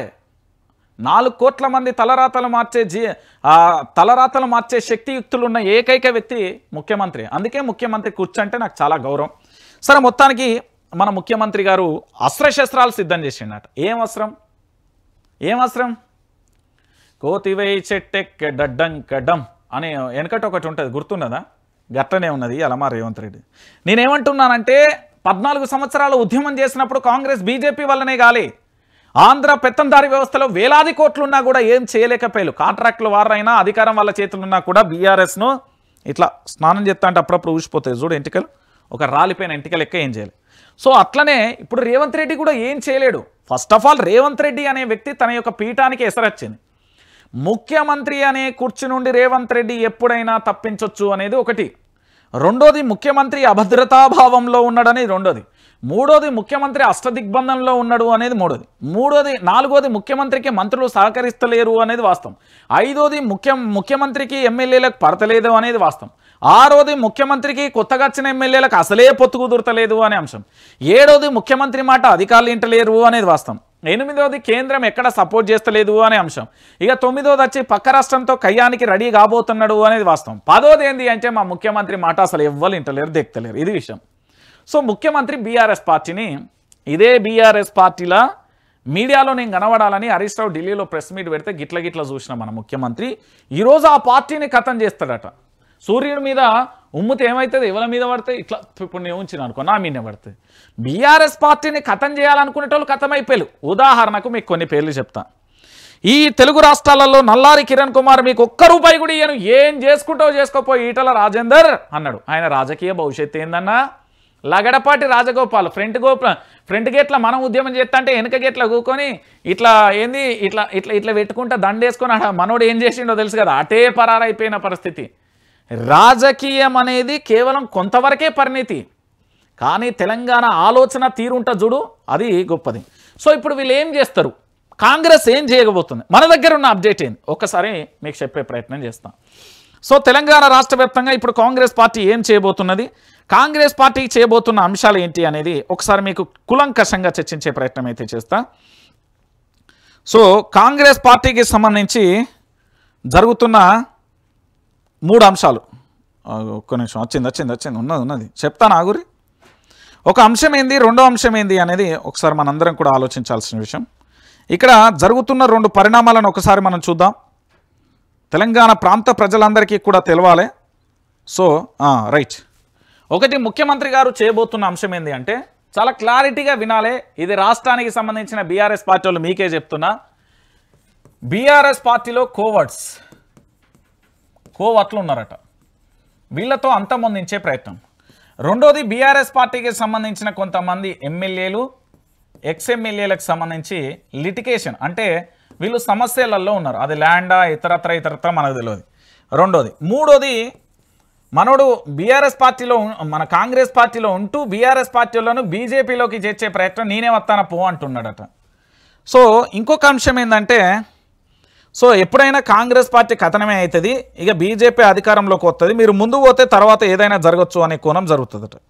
సో మొత్తానికి తెలంగాణ రాష్ట్ర వ్యాప్తంగా ఎట్లనైనా కథం చేయాలనుకున్నాడు. కానీ విషయం ఏంటి అంటే అస్త్రశస్త్రాలను సిద్ధం చేసిన కేసీఆర్ గురించి మర్చిపోయిర్రా? కేసీఆర్ జలదృశ్యంలో చేసిన ఉద్యమాన్ని మర్చిల్లా? కేసీఆర్ ఆమరణ నిరాహార దీక్ష చేసింది మర్చిల్లా? కేసీఆర్ గర్జనలు మర్చిపోయిల్లా? కల్వకుంట్ల చంద్రశేఖరుడు తెలంగాణలో 4 కోట్ల మంది ప్రజల కోసం పోరాటం చేసిన ఉద్యమ సూర్యుడు, ఉద్యమ స్ఫూర్తి. మరి అలాంటి వ్యక్తి పూర్తి స్థాయిలో కూడా ఏం చేయబోతున్నాడు అనే విషయాన్ని కూడా ఒకసారి ఆలోచించాలి కదా. తెలంగాణ సమాజం కూడా ఆలోచించాల్సిన విషయం ఏంటి అంటే తెలంగాణ ప్రాంత ప్రజలందరూ కూడా ఆలోచించాలి. ఇక్కడ జరుగుతున్న కొన్ని అంశాలను మీరు ఆలోచించండి. బీఆర్ఎస్ పార్టీని ఖతం చేద్దాం అనుకునేటోళ్ళందరూ ఖతమయ్యారు. సో నెక్స్ట్ లిస్ట్లో పాపం మా ముఖ్యమంత్రి ఉన్నాడు కావచ్చు. అన్నా నేనైతే నీకు ఒకటి చెప్తున్నానే, నువ్వు ఏమన్నా అనుకో, ముఖ్యమంత్రిగా ఇంకేమన్నా కానీ మంచిగా ఉన్న హీరో లెక్క ఉండు, ఆగమాగం చేసుకోకు, విలన్ లెక్క తయారుగాక. ఆల్రెడీ తెలంగాణలో నువ్వు విలన్ అయిపోయినావు. ఇది నేను చెప్పిన మాట కాదు, మా తెలంగాణ సమాజం అంటున్నది. సో నువ్వు హీరో అవుతావా విలన్ అవుతావా నీ ఇష్టం, ఛాయిస్ ఈజ్ యువర్స్, అంటే నీ చేతుల్లో ఉంది అని నేను చెప్తున్నా. ఇక దాంతోపాటుగా ఇంకొక అంశం ఏంటి అంటే రైతు ప్రభుత్వం కాదు రాక్షస ప్రభుత్వం, ప్రజాపాలన కాదు ప్రజలను పీడించే పాలన. సర్కార్ నిర్లక్ష్యంతోనూ రైతులకు ఇబ్బందులు. 10 ఏళ్లలో ఎప్పుడు యూరియా కొరత రాలే, ఇప్పుడే ఎందుకు వచ్చిందంటే పరిపాలన దక్షత, పరిపాలనలో అడ్మినిస్ట్రేషన్, పరిపాలనకు సంబంధించి ఏమేమి అవసరం ఏమేం కథ అనేది కావాలి కాబట్టి అవన్నీ కూడా తెలవాలి కాబట్టి అవన్నీ తెలవాలంటే పూర్తి స్థాయిలో కూడా వాస్తవాలు తెలంగాణ సమాజానికి తెలవాలి కాబట్టి అవన్నీ ఎట్లా తెలవాలి అనేది మనోడికి తెలియదు కాబట్టి అట్లా అయిపోయింది అనేది వాస్తవమైన విషయం. సరే ఇక్కడ ఒకసారి చర్చిద్దాం. ఏంది ఎరువులు ఇంకెప్పుడు ఇస్తారు? యూరియా కోసం రైతుల ధర్నా, చిన్నారులు మహిళలు సైతం ఆందోళన, బుధరావుపేట పిఎస్సీల దగ్గర భారీగా లైన్, కోరుట్ల మండలంలో పోలీస్ పహారాలో పంపిణీ సమస్యలు. ఇంకొక అంశం ఏంది అంటే ఇక్కడ విషయం ఏంది అంటే ప్రభుత్వం అంటే ప్రజల చేత ప్రజల కొరకు ఎన్నుకోబడ్డ ప్రభుత్వం. ప్రజల కోసం ఎవరి కోసం ఉంటుంది ఈ ప్రభుత్వం? ప్రజల యొక్క తలరాతలను తలరాత అంటే బ్రహ్మదేవుడు రాసిన తలరాత కాదయ్యా. తలరాత అంటే తినడానికి తిండి, ఉండడానికి ఇల్లు, చేయడానికి ఉద్యోగ ఉపాధి అవకాశాలు కల్పిస్తూ వాళ్ళ సంరక్షణ బాధ్యత ప్రభుత్వం తీసుకొని ఆరోగ్య విషయంలో, విద్యా విషయంలో, పని ఉపాధి విషయంలో వాళ్ళకు వెన్నంటూ ఉంటే జీవన ఉపాధిలో ప్రభుత్వం వాళ్ళకు రక్షణ కల్పిస్తూ వాళ్ళ యొక్క జీవన మెరుగుదల అంటే వాళ్ళ యొక్క భవిష్యత్తు ఇంకా మంచిగా ఉండడానికి ప్రభుత్వం సహకారం చేస్తుంది. సో ఈ ప్రభుత్వానికి సంబంధించి అలాంటివి చేయాల్సింది పోయి ఇప్పుడు ఏం చేస్తున్నది అంటే కటకటాల పాలు, పూర్తి స్థాయిలో ఇబ్బందుల పాలు చేస్తున్నది ఈ ప్రభుత్వం అనేది కేటీఆర్ ఆరోపిస్తున్నాడు. కేటీఆర్ చెప్తున్న అంశం ఏంటంటే ఎప్పుడు ఇస్తుంది అంటే వాళ్ళకి ఇవ్వాలనిపించినప్పుడు ఇస్తుంది. వాళ్ళు ఇయ్యరు ఇప్పట్ల. వాళ్ళకి ఎందుకు అంటే ఫస్ట్ ఆఫ్ ఆల్ వాళ్ళకు ఒక క్లారిటీ లేదు, ఒక విజన్ లేదు, ఒక ఆలోచన లేదు, ఒక పద్ధతి లేదు, ఓ ప్రణాళిక లేదు, ఓ పాడు లేదు, ఏది లేదు. వాళ్ళు ఏంటి అంటే రైతులను ఇబ్బంది పెడుతున్నారు అంటే రైతులు ఓటు బ్యాంకు రూపంలో మళ్ళీ వాళ్ళ ప్రభుత్వాన్ని కూడా ఇబ్బంది పెట్టే రోజులు వస్తాయనే విషయం వాళ్ళకి తెలియదు. కాబట్టి అల్టిమేట్గా జరిగిపోయే ఎపిసోడ్ ఖచ్చితంగా జరుగుతుంది అనేది తెలంగాణ రైతాంగం అంటున్న పరిస్థితి కనబడుతుంది. ఇక ఇది ఇట్లున్నదా? ఇదైపోయాక ఇంకొక అంశం కూడా ఉన్నది. తెలంగాణ రాష్ట్ర వ్యాప్తంగా మీ అందరికీ తెలిసిన విషయమే ఎమ్మెల్సీ కవితకు సంబంధించి బీసీలకు 42% రిజర్వేషన్ ఇవ్వకుంటే రణరంగమే. ఇది విరమణ కాదు, విరామం మాత్రమే. న్యాయస్థానం ఆదేశాలను గౌరవిస్తున్నాం. ఢిల్లీలో కాంగ్రెస్ టైంపాస్ ధర్నాలు, ఆర్డినెన్స్ తొక్కిపెట్టిన గవర్నర్పై సుప్రీంకోర్టు కేసు వేయండి. కాళేశ్వరంలో మెగా కృష్ణారెడ్డిని ఎందుకు విచారించలేదు? తెలంగాణ జాగృతి అధ్యక్షురాలు బీఆర్ఎస్ ఎమ్మెల్సీ కల్వకుంట్ల కవిత అంటూ కూడా చెప్పిన పరిస్థితి కనబడుతుంది. సో మొత్తానికి బీసీలకు 42% రిజర్వేషన్లు ఇవ్వకపోతే రణరంగాన్ని సృష్టిస్తామని తెలంగాణ జాగృతి అధ్యక్షురాలు బీఆర్ఎస్ ఎమ్మెల్సీ కల్వకుంట్ల కవిత అన్నారు. దేశ రాజధాని ఢిల్లీలో కాంగ్రెస్ పార్టీ టైం పాస్ ధర్నాలు చేస్తుందని, దానిని బీసీ బిడ్డలు ఎక్కువ కాలం చూస్తూ ఊరుకోరని హెచ్చరించారు. తాము 72 గంటల దీక్షకు అనుమతి కోరితే ప్రభుత్వం 4 రోజుల పాటు దీక్ష వాయిదా వేయాలని హైకోర్టును సూచించిందని, తెలంగాణ జాగృతి క్రమశిక్షణ గల సంస్థ అని కోర్టు ఆదేశాలను గౌరవిస్తూ నిరాహార దీక్షను విరమిస్తున్నానని చెప్పారు. సోమవారం ఉదయం ఆమె ఇందిరా పార్క్ వద్ద 72 గంటల నిరాహార దీక్షను ప్రారంభించారు. సాయంత్రం ధర్నా చౌక్లో ఆమె మీడియాతో మాట్లాడుతూ ప్రభుత్వం 4 రోజుల పాటు దీక్షను వాయిదా వేయాలని కోరినందుకు హైకోర్టు దీక్షకు అనుమతి ఇవ్వలేదని తెలిపారు. బీసీలకు 42% రిజర్వేషన్ కల్పించాలని కోరుతూ హైకోర్టుకు వెళ్తే ప్రభుత్వం అనేక సాకులతో దీక్షకు అనుమతి ఇవ్వకుండా అడ్డుకుందని చెప్పారు.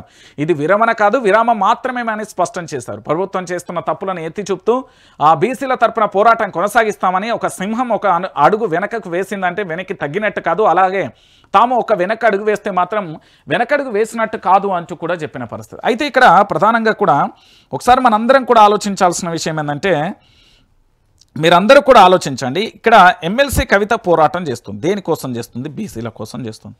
ఈ బీసీల కోసం జరుగుతున్న ఉద్యమ పోరాటంలో అసలు ఏం జరిగింది, బీసీలకు సంబంధించి జరుగుతున్న అంశాలు ఏంటి అనేది ఒకసారి చూద్దాం. ఏంది ఇప్పటికే షెడ్యూల్ ప్రకటించింది కదా ఎమ్మెల్సీ కవితకు సంబంధించి. అయితే ఎమ్మెల్సీ కవితకు సంబంధించిన కొన్ని అంశాలను మనం పూర్తి స్థాయిలో కూడా చర్చించాల్సిన అవసరం ఉంటుంది. ఏంది చాలా వరకు కూడా వాళ్ళు పెట్టిన అంశాలు ఏంది? బీసీలకు బీసీ బిల్లు ఆమోద ముద్రే లక్ష్యం. ఏంది? స్థానిక సంస్థలు, విద్యా ఉద్యోగాలలో బీసీలకు 42% రిజర్వేషన్లు కల్పించాలని కవిత కొన్నాళ్ళుగా డిమాండ్ చేస్తున్న విషయం మీ అందరికీ తెలిసింది. అదే డిమాండ్లకు పూర్తి స్థాయిలో 72 గంటలకు సంబంధించి పూర్తి స్థాయిలో చేసింది. అయితే ఇది ఇలా ఉంటే ఉమ్మడి ఏపీ ఫార్ములా ఫాలో అవుతూ ఇదాలు ఉంటే కవిత గతంలో ఉమ్మడి ఆంధ్రప్రదేశ్లో అంబేద్కర్ విగ్రహ స్థాపన కోసం 72 గంటల నిరాహార దీక్ష చేపట్టి అప్పటి కిరణ్ కుమార్ రెడ్డి ప్రభుత్వాన్ని విజయవంతంగా ఒప్పించారు. ఈ పరిస్థితులలో బీసీ రిజర్వేషన్ కోసం కూడా అలుపెరగని పోరాటం సాగించారు. ఈ దీక్ష ద్వారా మంచి ఫలితాలని సాధిస్తామని ఆశాభావం వ్యక్తం చేశారు. అయితే 2018 పంచాయతీరాజ్ చట్టం సవరణ ఆర్డినెన్స్ అయిందని కవిత అన్నారు. సో మొత్తానికి కవిత బీసీ రాజకీయాలకు సంబంధించి ఉద్యమాన్ని చేస్తున్నా. రాజ్యాంగంలోని 9వ షెడ్యూల్ చేర్చాల్సింది. ఏంది? ప్రస్తుతం 29%, ఎస్సీలకు 15%, ఎస్టీలకు 6% రిజర్వేషన్లు అమల్లో ఉన్నాయి. అయితే కొత్తగా బిల్లులు బీసీలకు 42%, అంటే ఎస్సీలకు 18%, ఎస్టీలకు 10% రిజర్వేషన్ల ప్రతిపాదన. దీంతో మొత్తం రిజర్వేషన్లు 70% చేరుతున్నాయి. ఇది సుప్రీంకోర్టు నిర్దేశించిన ఏంది అంటే 50% పరిమితి మించిపోతుంది. ఈ బిల్లులు రాజ్యాంగంలోని 9వ షెడ్యూల్లో చేర్చడం ద్వారా న్యాయస్థానపరమైన 9వ చేర్చడం జరుగుతుంది. సో ఈ బిల్లులను మార్చి 30, 2025 గవర్నర్ జిష్ణు దేవ్ వర్మకు సంబంధించి ఆమోదంతో రాష్ట్రపతి ద్రౌపది ముర్ముకు పంపించారనే అంశం. ఇక తమిళనాడు రూల్స్ను కూడా తెలంగాణ ఫాలో కావాలి. మరోవైపు కాంగ్రెస్ కేంద్రంలో ఎన్డీఏ ప్రభుత్వాల ఆచరణలో ఏది చేయట్లేదని కవిత ఆరోపించారు. కాంగ్రెస్ ప్రభుత్వం బీసీ రిజర్వేషన్లు ఆమోదించినప్పటికీ కూడా కేంద్రం మీద ఎలాంటి ఒత్తిడి తీసుకురాలేదని చెప్పారు. సో ఇక్కడ 3 అంశాలను వారైతే చెప్పిల్లు. ఒకటి, రాజ్యాంగంలోని 9వ షెడ్యూల్ చేర్చాల్సిందే, తమిళనాడు రూల్స్ను ఫాలో కావాల్సిందే అంటూ కూడా వారు చెప్పిన అంశం కనబడుతుంది. సో బీసీలకు సంబంధించిన పోరాటం అయితే నిన్న ఉధృతంగా కొనసాగింది. ఇక ఫైనల్గా ఈ ఎపిసోడ్ ఎటువైపు దారి తీస్తుంది, సక్సెస్ అవుతుందా, సక్సెస్ కావాలంటే ఏం చేస్తారు, ఉద్యమ కార్యాచరణ తదుపరి ఏ విధంగా ఉంటుంది? ఎందుకంటే 4 రోజుల పాటు ప్రభుత్వం 4 రోజుల పాటు దీక్ష వాయిదా వేయాలని ఏంది అంటే కోరినందున హైకోర్టు దీక్షకు అనుమతి ఇవ్వలేదంటూ కూడా చెప్పిన పరిస్థితి కనబడదు. సో బీసీల ఉద్యమం మరోవైపు అయితే కొనసాగుతున్న తరుణం అయితే కొనసాగుతుంది. సో బీసీలకు సంబంధించి జాగృతి పూర్తి స్థాయిలో అందులో నిమగ్నమైంది. ఎమ్మెల్సీ కవిత దానికి కార్యాచరణకు సంబంధించి ముందు వెళ్ళిపోయింది. అయితే ఎమ్మెల్సీ కవిత చేసిన మొన్నటి ఒక అంశం కూడా చర్చనీయాంశంగా మారింది. అయితే బీఆర్ఎస్ పార్టీ అధినేత కల్వకుంట్ల చంద్రశేఖరరావు రంగంలోకి దిగి పార్టీ అదుపు తప్పకుండా పార్టీకి సంబంధించి క్రమశిక్షణగా అందరినీ కాపాడుకోవాల్సిందే. అందరూ బీఆర్ఎస్ పార్టీ వాళ్ళే, అందరూ ఒకే కుటుంబ సభ్యులు కాబట్టి వాళ్ళని పూర్తి స్థాయిలో కూడా ఎక్కడ ఎలాంటి విభేదాలు రాకుండా చేయాల్సింది పెద్ద మనిషిగా తన మీద బాధ్యత ఉంటుంది. సో మళ్ళీ ఎలాంటి అంటే ఏ అంశాలైనా పూర్తి స్థాయిలో కూడా జరగాల్సిన అంశం ఎట్లుందో మీరు చూస్తారు. రైట్. ఇక మొత్తానికి బీసీలకు సంబంధించి కవిత పోరాటం మరోవైపు కొనసాగుతుంది. ఇక ఇంకో అంశం కుండపోత. హైదరాబాద్లో భారీ వర్షం, కుత్బుల్లాపూర్లో 15 సెంటీమీటర్ల వర్షపాతం, అమీర్పేటలో చెరువును తలపించిన రోడ్లు, మునిగిన హెచ్ఎండిఏ ఆఫీస్ సెల్లారిక రంగంలోకి హైడ్రా జలమండలి బృందాలు, కిలోమీటర్ల మేర నిలిచిన ట్రాఫిక్ జామ్, పలుచోట్ల విరిగిన చెట్లు, విద్యుత్కు అంతరాయం. గ్రేటర్ హైదరాబాద్లో సోమవారం భారీ వర్షం కురిసింది. సుమారు 2 గంటల పాటు కురిసిన వానకు రోడ్లన్నీ కూడా జలమయ్యాయి. వాహనాలు సైతం కిలోమీటర్ల మేర నిలిచిపోయాయి. కుత్బుల్లాపూర్లో ఏకంగా 15 సెంటీమీటర్ల వర్షపాతం నమోదైంది. ఇక నగరం నడిబొడ్డున గల అమీర్పేట ఏరియాలో చెరువును తలపించింది. అక్కడే ఉన్న హెచ్ఎండిఏ ఆఫీస్ సెల్లారు మునిగిపోగా పలు ఏరియాలలో చెట్లు విరిగిపడ్డాయి. భారీగా ట్రాఫిక్ జామ్ అవ్వడంతో వాహనదారులు తీవ్ర ఇబ్బందులకు గురయ్యారు. ఒక విషయం ఇక్కడ మనం మాట్లాడుకోవాలి. మీరు హైదరాబాద్లో ఉంటున్న మిత్రులు ఎవరైనా సరే గట్కేసర్ నుండి స్టార్ట్ చేద్దాం, హైటెక్ సిటీ కోకాపేట దాకా పోదాం, మళ్ళీ తర్వాత ఇటు సైడ్ నుంచి ఏది ఎల్బీ నగర్ బిఎన్ రెడ్డి అవతల నుండి మొదలుపెట్టి ఇటు సైడ్ సూరారం అవతల జీడిమెట్ల అవతల దాకా పోదాం. ఇక ఇంకోవైపు ఇటు సైడు కీసర అవతల నుండి మొదలుపెట్టి పూర్తి స్థాయిలో శంషాబాద్ ఎయిర్పోర్ట్ వరకు పోదాం. మీరు వర్షం పడితేనే హైదరాబాద్ జలమయమైంది అంటారు. ట్రాఫిక్ సిగ్నల్ పడ్డ తర్వాత కూడా చలాన్లు చెక్ చేస్తున్నారు. ట్రాఫిక్ సిగ్నల్ పడ్డ తర్వాత డ్రంక్ అండ్ డ్రైవ్ టెస్టులు చేస్తున్నారు. ట్రాఫిక్లోకి సంబంధించి పూర్తి స్థాయిలో ఆపి ఆడ సిగ్నల్ పడతా ఉంటే వెహికల్ వెళ్ళిపోతూ ఉంటే కూడా ఒక వ్యక్తిని వ్యక్తిగతంగా తనను ఇబ్బంది పెట్టే ప్రయత్నం జరుగుతుంది. ఇది రాజ్యాంగ ఉల్లంఘన అనేది నేను నిన్న చదివిన ఏదో షెడ్యూల్లో ఉన్నది. ఎందుకంటే ఒక వ్యక్తి తన ప్రయాణంలో వెళ్తున్నప్పుడు పూర్తి స్థాయిలో అలాంటిది ఏది చోటు చేసుకుంటే ప్రభుత్వం జాగ్రత్త. అంటే ప్రభుత్వం ఎలాంటి ఆదేశాలు ఇట్లా వాన కొడతా అంటే పూర్తి స్థాయిలో ఉంటుందంటే వాన కొడతా అంటే కూడా శిలాన్లు పడ్డాయని చాలా మంది కంప్లైంట్ చేస్తారు.